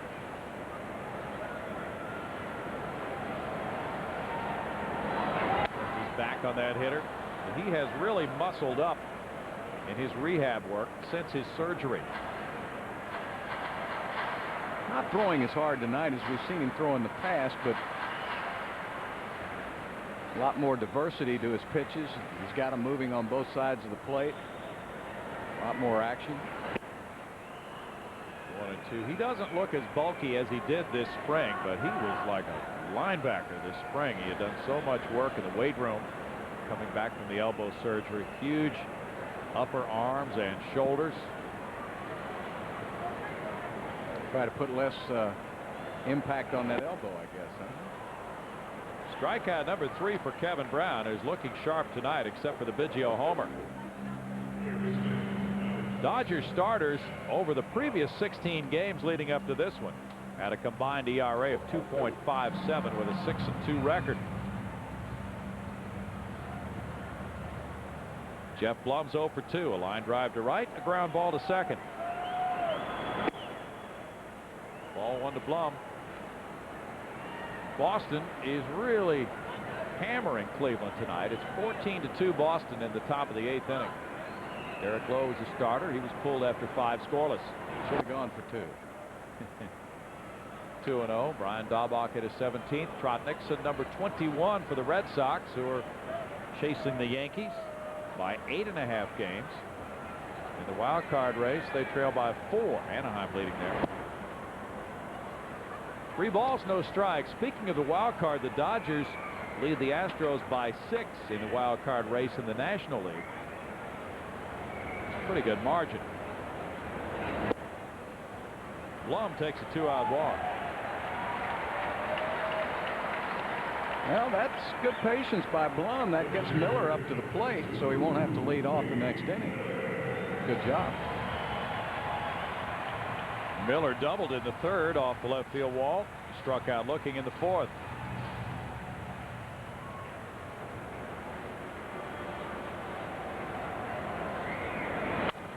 He chops it to second. Bresalanek has an easy 2-hopper. We're out number 3. No runs, no hits, and a man stranded for Houston. And through 6, it's 6-0 Astros.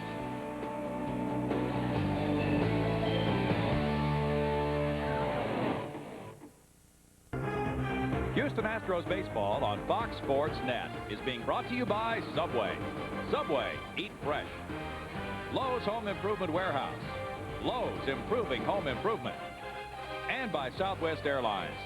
Southwest Airlines, bringing people together with low fares. 6-0 ball game right here, and the fans at Minute Maid Park have enjoyed what they've seen on this homestand. It's the feel of a pennant race, Bill, and everybody just happy to be back and watching baseball again after the events of the last 24 hours. Yeah, really, I think a great job done by the ownership and the Players Association of getting together and working all night and avoiding a strike. And for the first time I can remember in a long time, they didn't have to have a work stoppage, Bill. They got right back into play. Jeff Blum comes over. Brad Ausmus also, and reaching in, Blum comes up a little bit short. And wouldn't you have hated to miss a pitching performance like this if you wouldn't have been able to come to the old ballpark tonight? It has been an interesting game so far with Whitey Miller facing the minimum through the first 6. He's allowed only an infield hit leading off the 5th to Paul LaDuca, who was erased on a double play ball by Karras. The players, of course, didn't want to strike. I think universally the players were saying to Don Fehr, let's make a deal. Hammered off Bagwell's glove, and that's a hit for Roberts. Hit number 2 of the game. He really drilled it. Bagwell had very little reaction time. Jeff robbed him the previous time on a line drive to his right. This one went just to his left. Well, I'll tell you, Jeff would have really been feeling bad had Miller had a no-hitter going. But since there was already one hit given up, and that was questionable. Now watch for Roberts. I don't know, trailing 5-0 if he'll be running, but now Miller got, you know, sometimes when you give up one like that, you get up in the strike zone, and Miller just gave up a high slider to Grissom. Grissom gets a hit. Actually, that proves to be hit number 2, because the announcement was just made during that hit that Roberts reached on an error by Bagwell, not a hit. Really? Yep. It's Bagwell's 5th error of the year. Man, I don't know. I have trouble giving Bagwell an error on this. This ball was hit like a shot. That just ate him up. It was called at 30,000 and 46 the paid attendance on a Friday night at Minute Maid Park. Sean Green's the batter. He's 0 for 2. Ball 1 to Green. Green's hit 3 homers, 13 RBIs in his last 11 games, while his batting average has been .324. He has hit at least 1 homer in 8 of his last 20 games. Good pitch to swing at, and he fouls it. 1 ball, 1 strike. Got to be careful with this big guy, or he cut that Houston lead in half with 1 swing of the bat. Got to bear down. He has really become a mainstay of this Dodger club. Drafted in the 1st round by Toronto in '91. On through, he low bridges Wade Miller as it gets into center field. Roberts comes home. The throw goes in toward 3rd, and it's 6-1 on an RBI single by Green, giving him 102 runs batted in.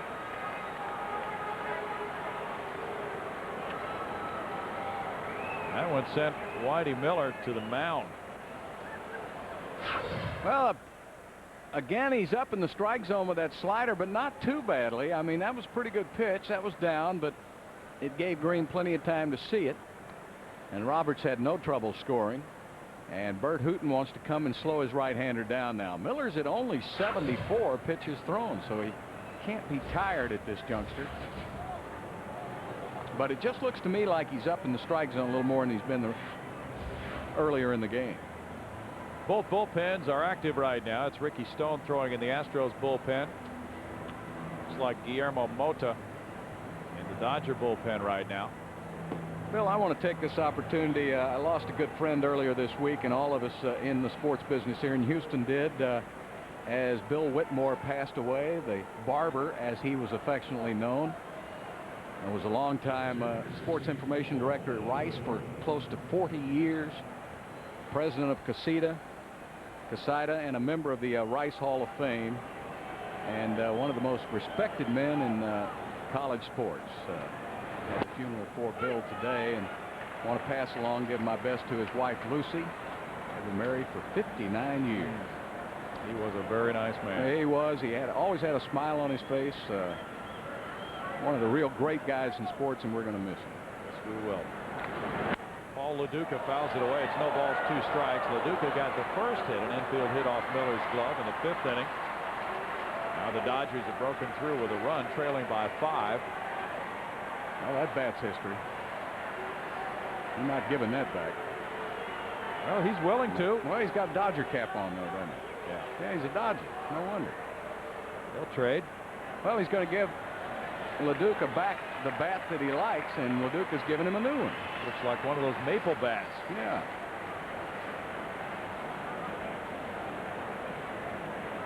LaDuca, native of Brooklyn, drafted in the 25th round in '93. He was an Arizona State All-America. Had a few at-bats for the Dodgers in '98, a few more in '99, and last year was his first significant playing time. He wound up hitting .320 with 25 homers and drove in 90. Been worn down a little bit by the rigors of catching this season. No balls, 2 strikes to Paul Lo Duca. One of those guys you pay to come see. You love to watch him play baseball. Well, he made that breakthrough last year with Jim Tracy in his first year as Dodger skipper, giving Lo Duca that opportunity to become the regular catcher. And Jim was really rewarded. Duca threw well as hitting, driving in those 90 runs. Bounces out off the chest protector of Brad Ausmus on a 1-2 count now. Good job by Brad to keep the ball in front of him, and good alert play by Miller. If Miller doesn't break down in a hurry, Grissom has pretty good speed. He could have gone to third. So this is a good job by Brad. He lost the ball momentarily, but look at Miller jump off that mound. Good job.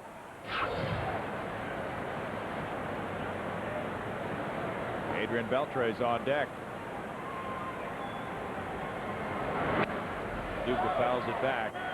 Well, they asked Jim Tracy about giving Lo Duca a chance to catch every day, about taking a chance on Dave Roberts this year, and the other moves he's made. Eric Gagne becoming the closer. He said, well, 10 days after I signed the papers to manage, I wasn't supposed to last, so why not take some chances? That's right. That was a long shot to start with. Pretty good pitch. Yeah. Goes for ball 2. Pretty hard to take. 2 balls, 2 strikes. Dodgers had a good year last year, winning 86, losing 76. Much better this time around, though.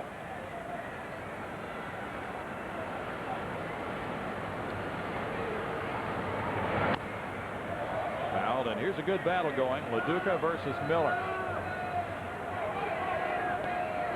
White Sox won at Detroit tonight, 4-3 the final there. Pedro Borbon now has joined Ricky Stone in the Astros bullpen.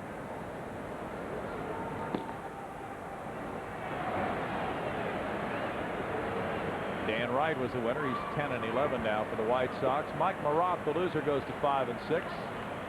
Joe Crede hit home run number 6 for Chicago. Carlos Pena is 16. Lo Duca strikes out. Got him with a high fastball, about 94 miles per hour after all that low stuff. Lo Duca had to be sitting on location down in the strike zone. Look at this. So they changed the eye level a little bit, and he couldn't get the bat around on it. Good pitch.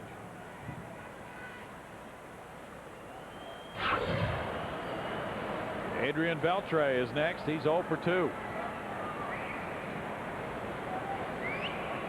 Eric Karros on deck as Beltre bats.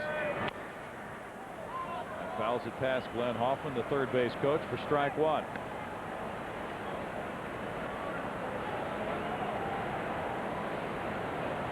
Beltre was worried about getting traded. There were rumors about that earlier this season.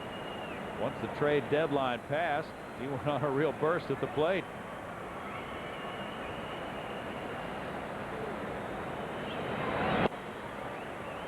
One ball and 1 strike.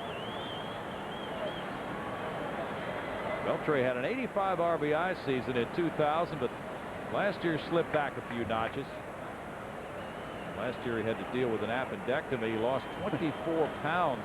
If you want to call it that. Yeah, he had an infection from that, didn't he? Whatever they did to him, had the appendectomy back at home, and then had to be cut on again after he left the Dominican and came back to the States.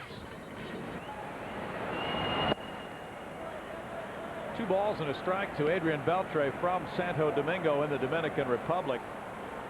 And now he has a little additional competition at third base with the addition of Tyler Houston in the trade from Milwaukee. Houston can play third and first, and he's done both with the Dodgers.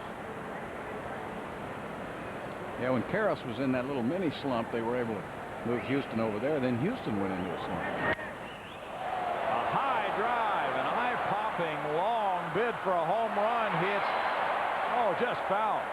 No, I hit the pole. Yeah, it is. It glanced off the pole, but the umpire, Tim McClellan, was pointing toward foul territory. He never gave the home run signal, but it is a very impressive 3-run homer by Beltre. to make it 6-4 now. It glanced off the edge of the foul pole and then just went over to foul ground, but it was definitely a 3-run homer. Well, we got us a ball game again all of a sudden. And Jimmy Williams is coming right out. Boy, this is a mysterious. Wade Miller rolling along, had him eaten out of his hand. Look at that, just almost foul. Just hit the foul pole and stayed fair. The call goes out to the bullpen, and this is a Southwestern Bell pitching change. We'll be right back. Cast is presented by the authority of the Houston Astros and may not be reproduced or retransmitted in any form without the express written consent of the Houston Astros. Ricky Stone is in this ball game with a 2-run lead now at 6-4, facing Eric Karros with 1 out. Karros started to swing, and on appeal, ooh. Oh, man, he went. Ted Barrett said no, he didn't go. Yes, he did. Looks like he did. There's ball 1. He's 0 for 2. Beltre with his 17th homer has made this a close game. He now has 61 runs batted in. 1 ball, 1 strike. Wade Miller at 6 1/3 innings for the night. Gave up 4 hits, 4 runs, 3 of them earned. No walks, 8 strikeouts. He threw 86 pitches, 62 for strikes. But the Dodgers got some good swings off him, and he's out of this game quickly in the 7th inning. Well, for 6 innings, he had as good a stuff as I've seen him ever have. I mean, he was just unhittable. And then all of a sudden in the 7th, he got up in the strike zone a little bit, and it was a different Wade Miller.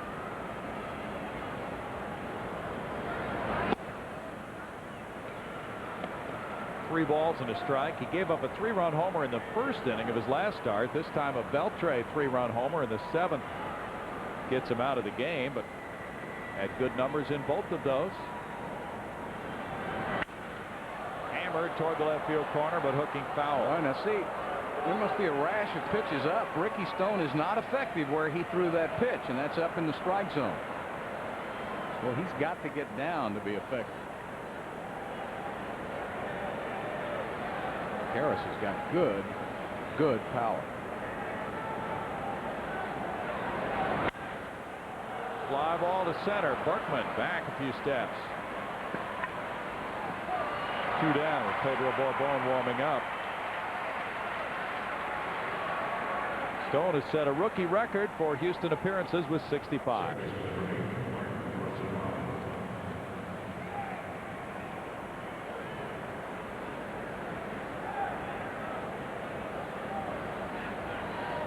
Mark Bressolonic is 0 for 2. A couple of strikeouts in this game. 1 in the 3rd, 1 in the 6th inning. Biggio's moving several steps to his right now. He went. That's strike 1. The Astros have out-hit the Dodgers 6-4, but that 3-run bomb has certainly changed the complexion here in the 7th inning. There's the changeup working for an 0-2 count. Well, it's allowed them to stay with Brown now. Brown came in. It was 5-0. He gave up that homer to Biggio. And he was rolling right along, and now he stays in the game. And it's only a 2-run deficit. Biggio had moved right to that spot. Perfect repositioning. And in the 7th inning, the Dodgers come up with 4 runs. They put together 3 hits and an error. And the Adrian Beltre homer makes it 6-4 Astros. We'll take a break now. Get an update on the evening sports headlines from the Fox Network Center.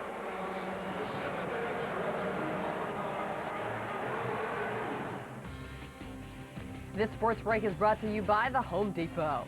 I'm Nancy Newman at the Fox Network Center. The strike is averted. For the first time ever, baseball reaches a collective bargaining agreement without a work stoppage.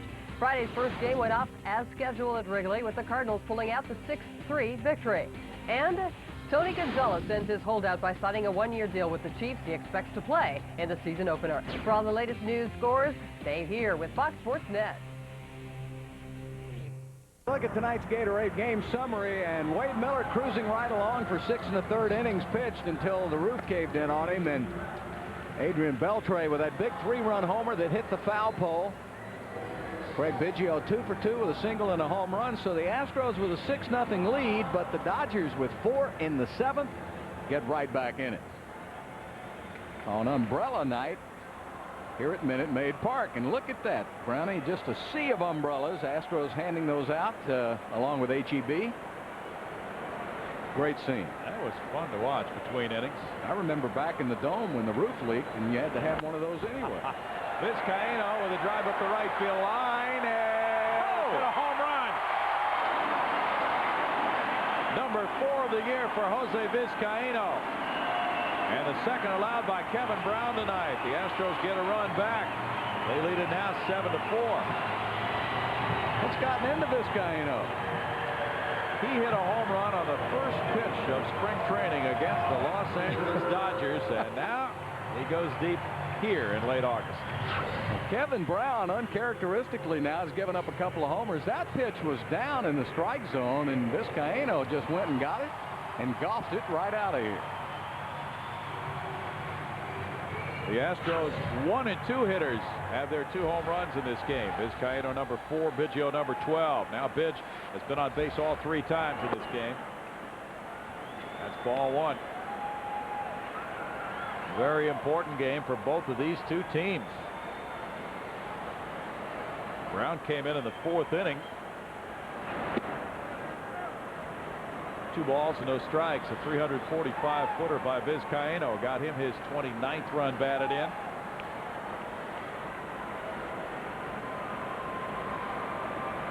And Julio Lugo enjoyed the ride on that one. 3 balls and no strikes.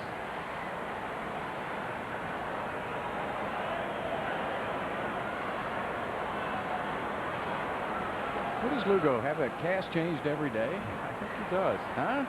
It was earlier this week it was green, then it was red.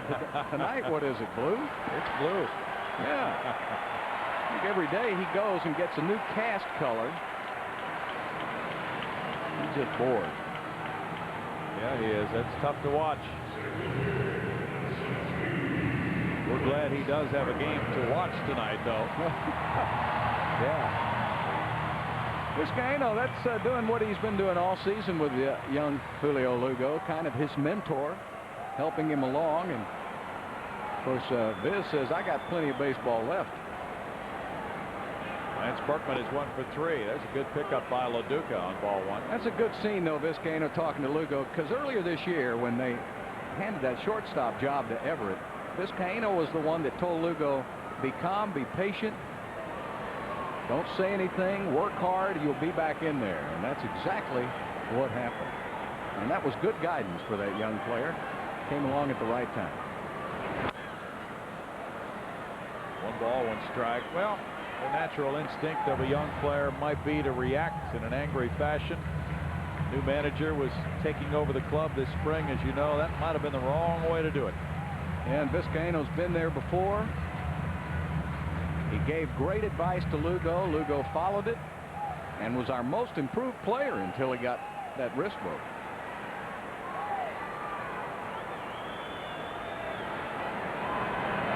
But Jimmy was able to play Vizcaíno a lot so that it wasn't a real shock to his system when he had to play regularly.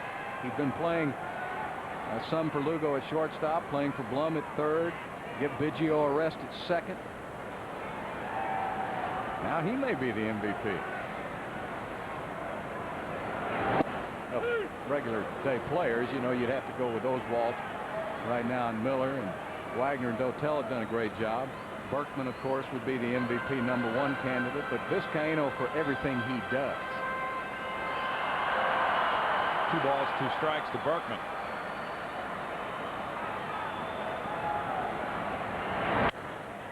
Up the middle.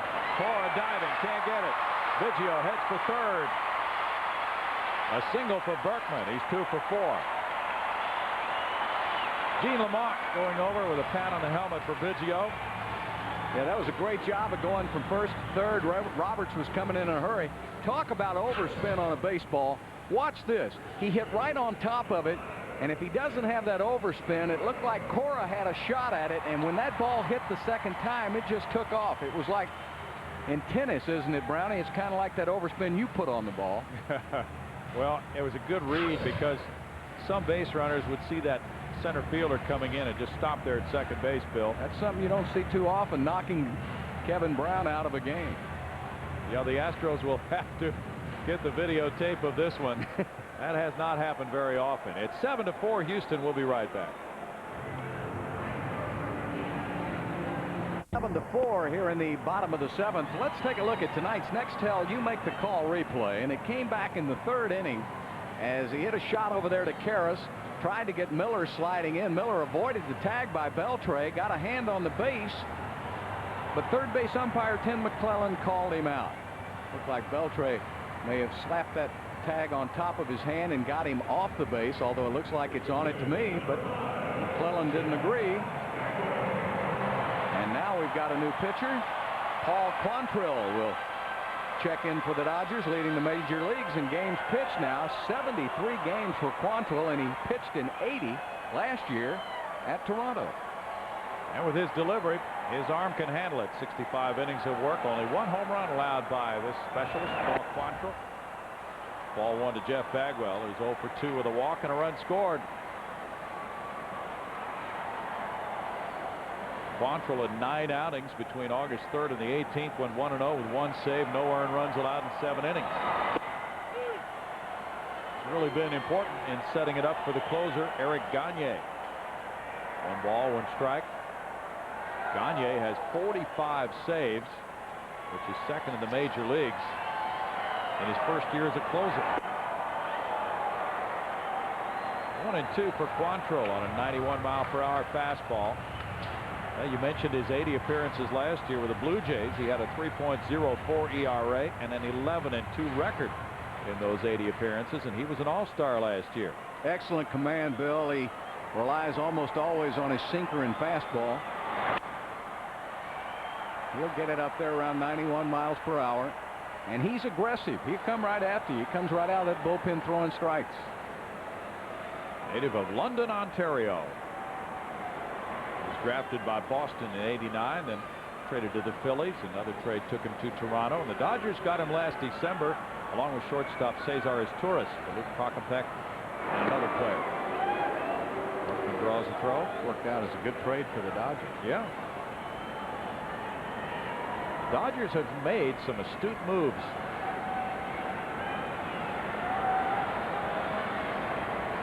They have a high payroll, of course, about $95 million. Bagwell fouls it. Of course, being Canadian may have held him back a little bit with that. He had a sledding accident about 3 years ago, and they had to put a pin in his leg. Those Canadians, you can't keep them off the slopes.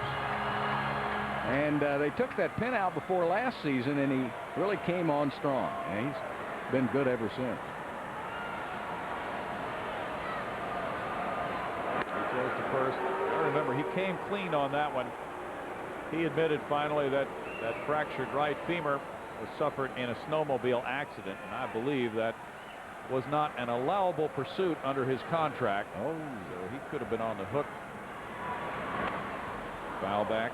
He didn't check with Kent first, huh? They didn't get their story straight. 1-2. I remember years ago, Carney Lansford broke his leg, I believe, in a snowmobile accident, but he had it in his contract, and the A's agreed that he was allowed to do that because it was a big part of his off season. 1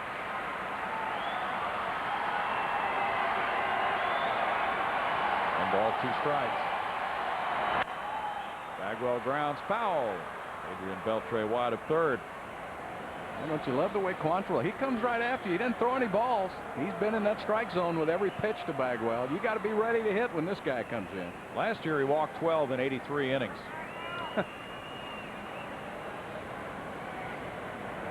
Dodger bullpen has an ERA of 3.77, and they really had no established closer coming out of spring training.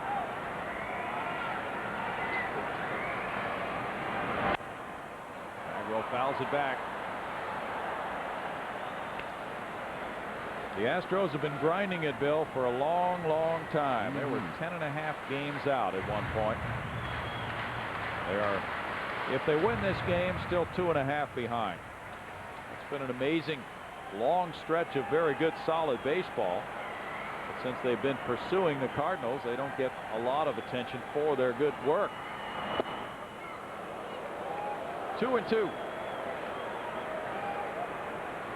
If they can keep the heat on St. Louis, stay pretty close in the rearview mirror, that series here in mid-September with the Cardinals coming in for 4 could be awfully big. Yes, indeed. Well, Bagwell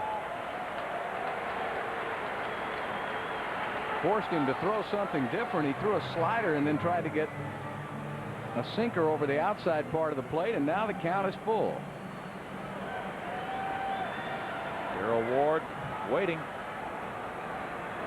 Berkman's running, and it's ball 4. The bases are loaded with nobody out for D. Ward.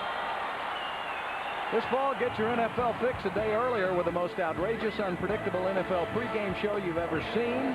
They all are, aren't they? Introducing the NFL show on Fox Sports Net with Michael Irvin, Tony Siragusa, and comedian Tommy Davidson. Pregame shows may never be the same, so start your NFL weekend the night before kickoff with the NFL show premiering Saturday, September 7th on Fox Sports Net. Jim Tracy comes out with the left-handed hitting Darryl Ward coming up next. Bases loaded, and Paul Quantrill has faced Jeff Bagwell and walked him. That'll be the extent of his work for the night. With the Astros leading at 7-4, we'll be right back. 45-year-old Jesse Orosco comes in. The Astros leading at 7-4. Bases loaded, nobody out. Jose Vizcaino led it off here in the home 7th inning with a homer off Kevin Brown. And Paul Quantrill walked Jeff Bagwell to load the bases. Now Orosco in his 46th game comes in 1-2, a 3.09 ERA, 1 save at age 45, Bill. 45 in his 23rd major league season, Bill. He's a lot like Pedro Borbon. They use him in situations against left-handed hitters just like this one here. And it seems like the last time he strolled in from the bullpen in Houston was in 1986 to get Kevin Bass. Boy, this guy's been around a long time.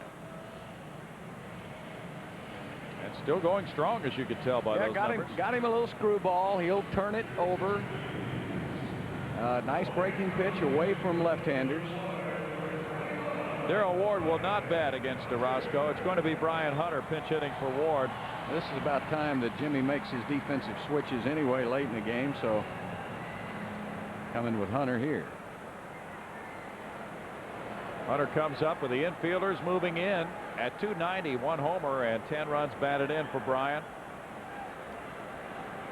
Orlando Merced is on deck.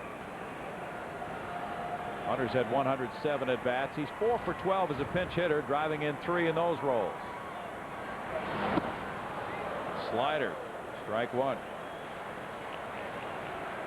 Got him a little kind of between a slider and a curve, slurve that he'll throw down under the hands. He's got a little quicker slider that he can throw to left-handers. He doesn't throw that one very much to the righty. And he's got that little screwballing turnover.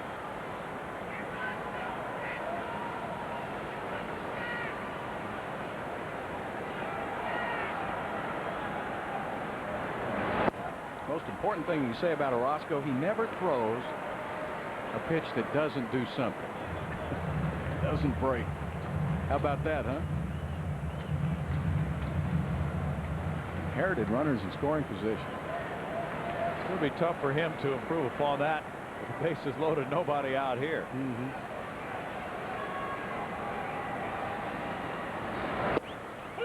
Strike call makes it 1-2. That's a really fine job in a situation like this if only 1 run scores. All-time leader in games pitched, 1,177. 23 major league seasons.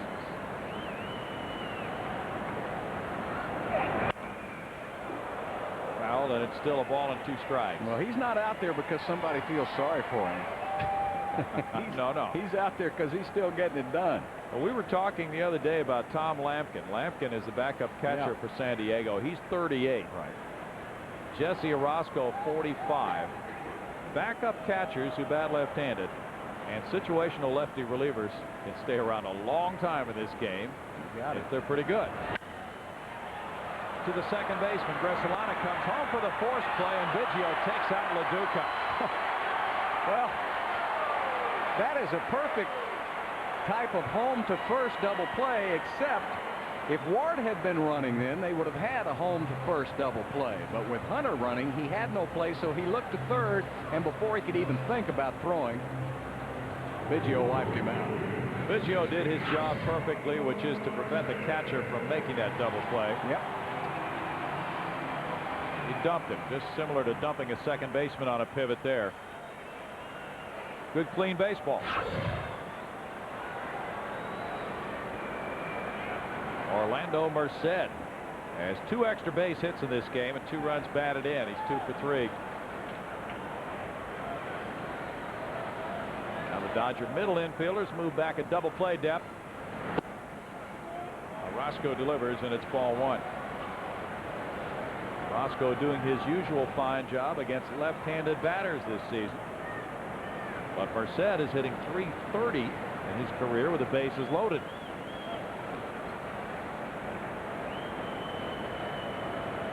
Brad Ausmus is on deck.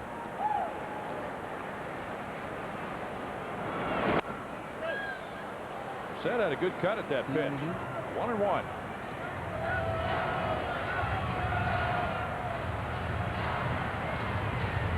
Orlando's hitting .229 against lefties, and lefties are hitting .226 against Orozco.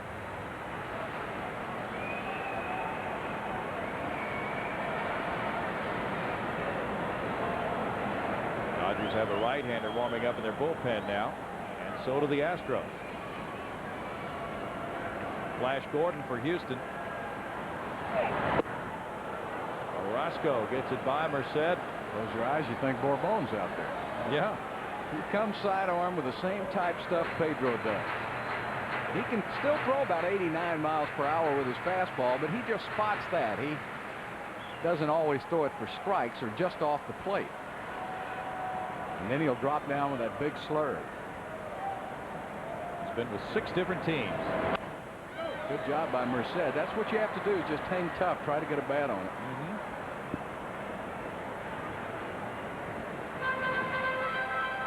Roscoe came up with the Mets in 1979.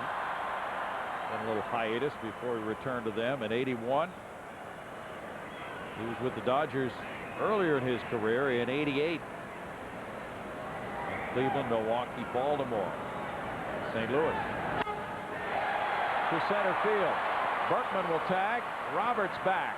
There's the catch. Berkman and Bagwell both tagging and both moving up. It's 8-4 on a sac fly by Merced. A 3 RBI game for him. Well, that was, go ahead, Bill. I'm sorry. 29 RBIs, Bill. That was a terrific job by Merced. You know, just get the ball in the air and get that other run in. That would be tough if you didn't get anything out of a bases loaded situation. And that run right there is very important. Give you a 4-run spread now. Jim Tracy comes out. Looks like a double switch, and he's bringing Dave Hansen off his bench. Left-handed hitting infielder. He'll take over at first base. Karros is coming in. The new pitcher coming in as well. We'll tell you about him in just a moment. 8-4 Houston with 2 outs here in the bottom of the 7th inning. Sunday they'll wrap it up here at Minute Maid Park with the Dodgers. 1:35 game time. It's Child Safety Awareness Day, and throughout the ballpark, tables will be set up to give valuable information pertaining to the safety of your children. For tickets, visit the Minute Maid Park box office. Call toll-free 1-877-9-ASTROS. Visit Houston area Sears hardware stores, Oshman Super Sports USA, or go to Astros.com. Dave Hansen comes in to play first base. He's batting 9th. Eric Karros leaving the game, and in his number 6 spot goes the new reliever. Big right-hander Guillermo Mota, who turned 28 last month. He was traded this spring to the Dodgers in 30 games. He's 1-2 with them, Bill. Well, there you see the numbers on Mota now. So we've had Ashby, Brown, Quantrill, Orozco, and now Mota for the Dodgers, as Tracy trying to keep that Houston lead to 4. 2 outs. The batter's Brad Ausmus. He's 0 for 3, but he has an RBI. His 9-game hitting streak on the line here. The Astros about hit the Dodgers 8-4. He's jammed on this one, popping it up to Gresalonic. Moto throws 1 pitch and ends the Astros' 7th inning. An inning in which they rally for 2 runs on 2 hits. They strand a couple, but they lead 8-4.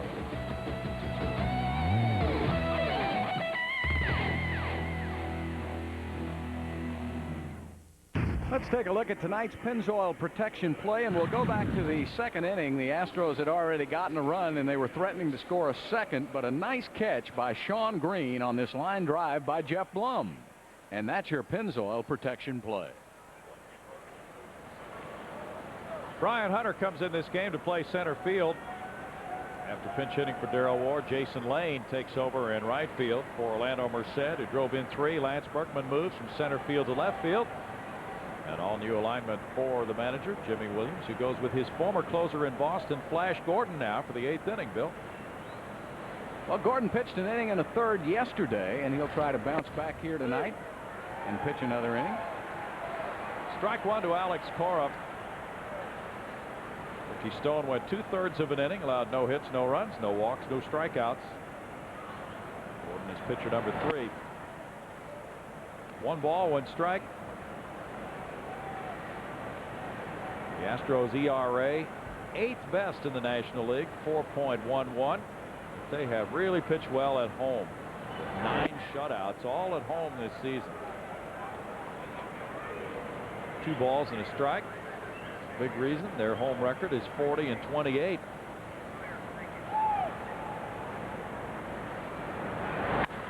Fastball sent to right center field. Has Lane on the run. Look at that Hunter eat that ball up. Well, he did, didn't he? Man, when that ball took off, it had extra bases written all over it, Browning. It looked like it. Huh? And he didn't have to run flat out to get it No, either. I love this guy lopes after the ball, and you don't realize how long his strides are until he just eats up a lot of ground. Dave Hansen, one of the top pinch hitters around. At 294 overall with 2 homers and 16 runs batted in. Comes up for the first time. He entered the game in the double switch. He's batting 9th. Guy's a great pinch hitter, spot player, good guy to have on your team. He set the Dodger record with 107 pinch hits for their club. Manny Mota, who's a Dodger coach, and held that record for a long time. Vizcaíno to his right. It's the accurate throw, 2 down. I think this is a good outing for Gordon.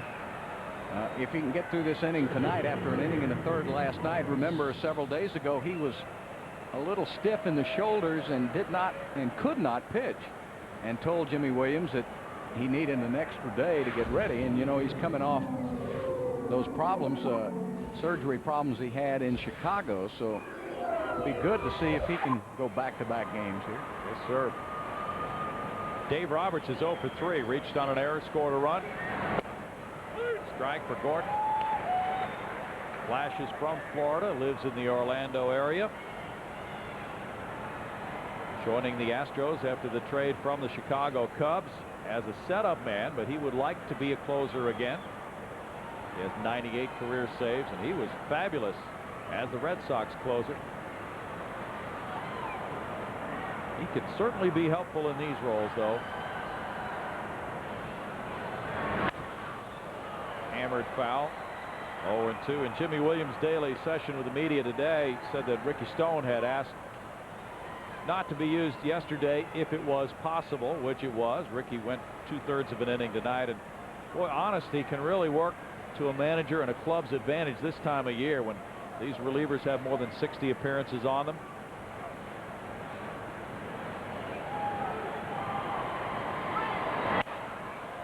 Still a big month to go, and a tired pitcher who's trying to pitch tired and knows that he is trying to reach down deep for something that may not be there, might not be doing the best service for his ball club. Well, so much for wondering how he's feeling. That was a 97-mile-per-hour fastball he just served up there.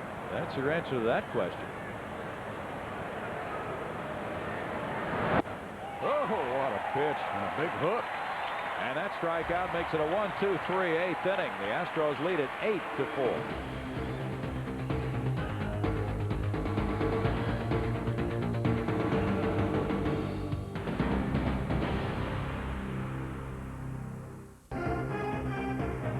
Today's Houston Astros baseball game on Fox Sports Net is being brought to you by Bud Light, by your Texas Ford dealers, by Southwestern Bell, by Pennzoil, by Brake Check, and by Miller Lite.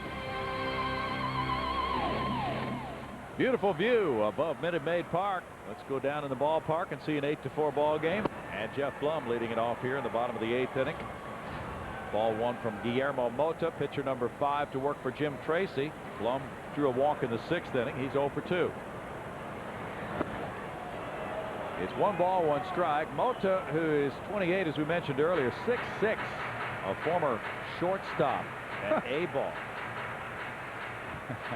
Shortstop. Yeah. That's a lot of shortstop, Bill. Got that right. Not so shortstop.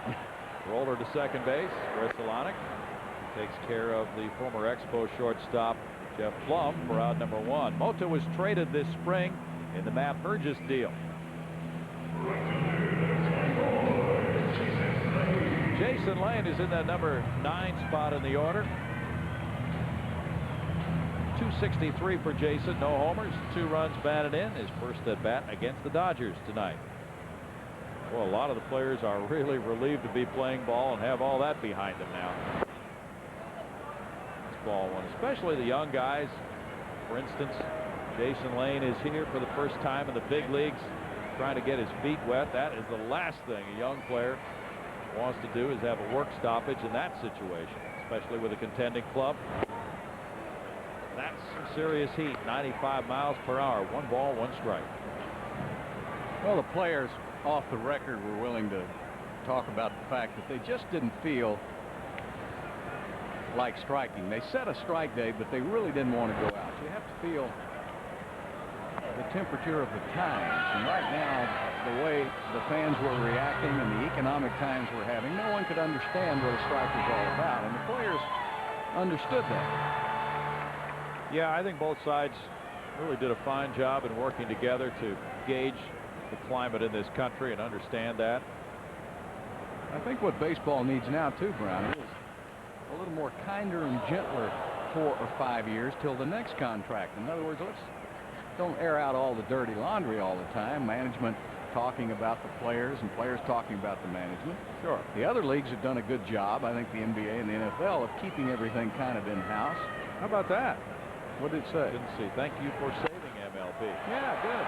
To left center field, Jason Lane has extra bases. Off the wall, Dave Roberts fields it. Lane will check in with a double.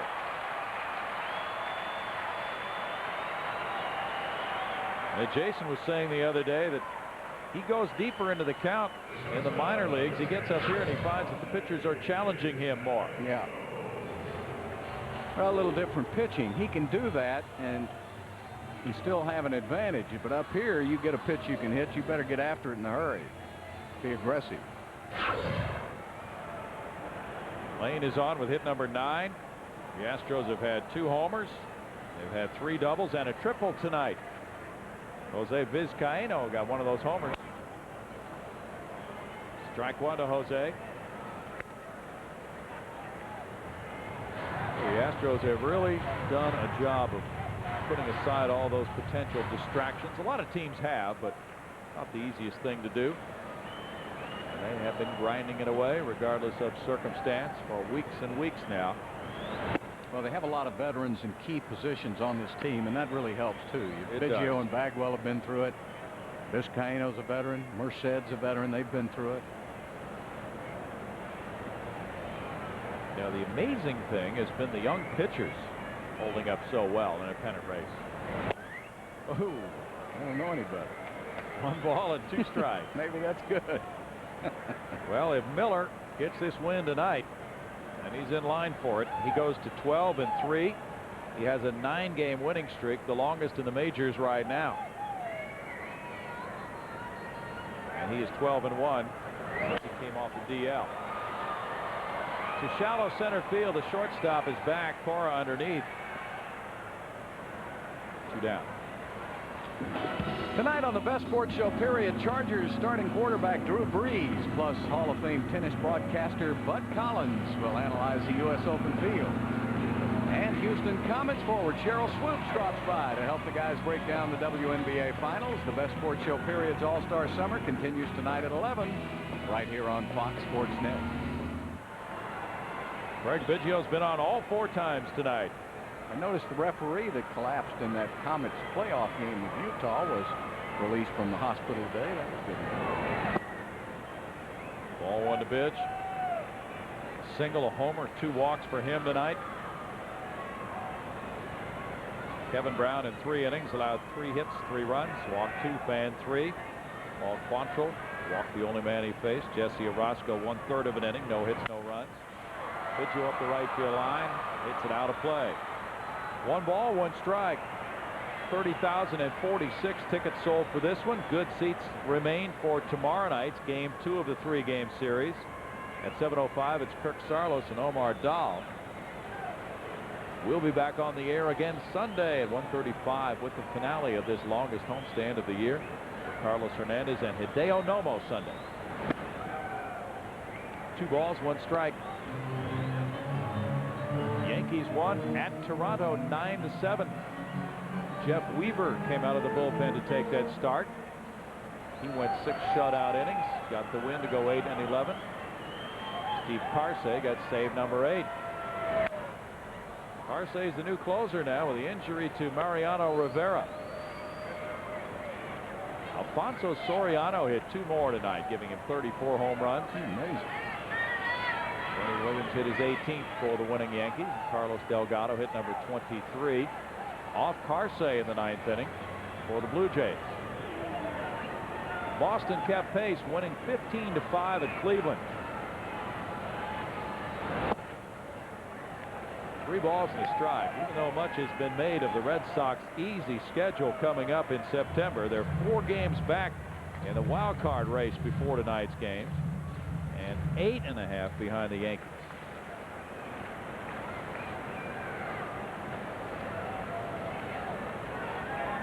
Three balls, 2 strikes with 2 outs. Biggio goes down. In the 8th inning, no runs a hit. A man stranded for the Astros. Moving to the 9th. It's 8-4 Houston.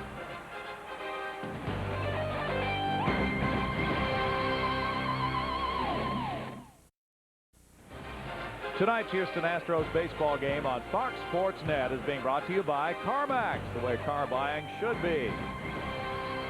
Billy Wagner comes in with an 8-4 lead. Not a save situation to work the 9th inning. Marquise Grissom is the first man he faces. Grissom 1 for 3 tonight. He gets the first pitch, a slider for strike 1.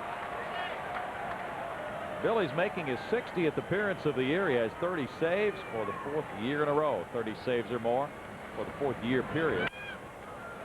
Popped up on the infield. Jeff Blum comes in behind the mound.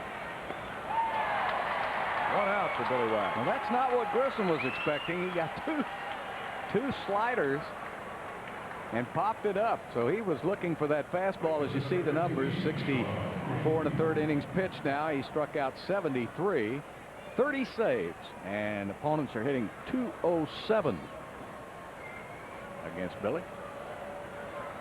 Sean Green is 1 for 3, an RBI single. Fastball clocks at 100 on strike 1. That gets the crowd excited.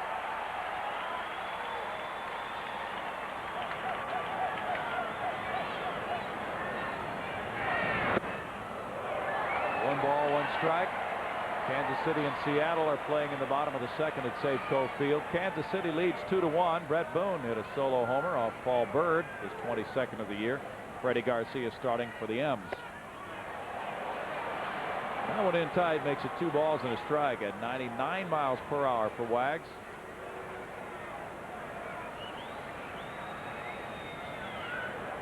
.176 career saves for Billy, 2nd on the Astros all-time list to Dave Smith's 199. His last work was 1 hitless inning Wednesday. Ryan Hunter waiting for this one. 2 down. Let's check out tonight's Subway sub of the game, and we're going to give it to Ricky Stone. 2/3 innings pitched. Got a fly out and a ground out, and that was a big time when Ricky came in. Wade Miller had just given up the 3-run homer to Beltre, and the Dodgers had gotten right back into the game, so it was important that Ricky come in and get them out. All LaDuca is 1 for 3.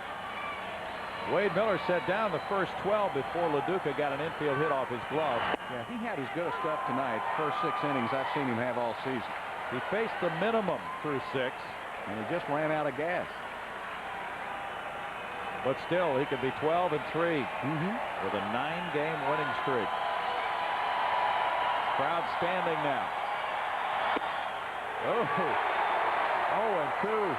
99. Gotta feel helpless.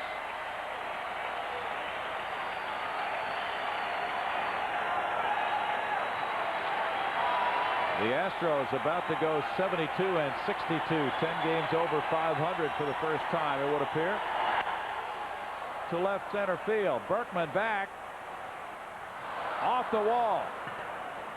LaDuca has a double. He's 2 for 4. Well, Billy threw him a slider, and there wasn't too much to it. It kind of hung right up in the strike zone. And all you do is you allow the hitter to speed up his bat a little bit if it's not a good slider, because it's still kind of like a average fastball for a lot of other pitchers. It's usually around 88 miles per hour, and it didn't break. Now it's Adrian Beltre. He hit the 3-run homer off the left field foul pole. Why don't they call it the fair pole? They should. It's ball 1. There it hit. Well, I mean, if it hits it, it's not foul.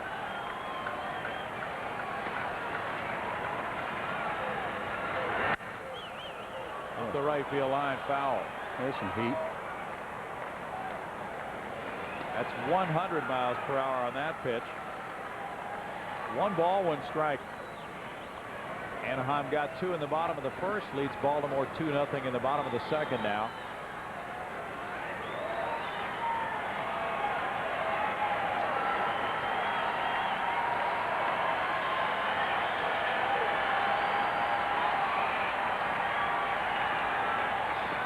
Flash Gordon worked a 1-2-3-8 with 1 strikeout. Wagner, pitcher number 4 of the night for Houston.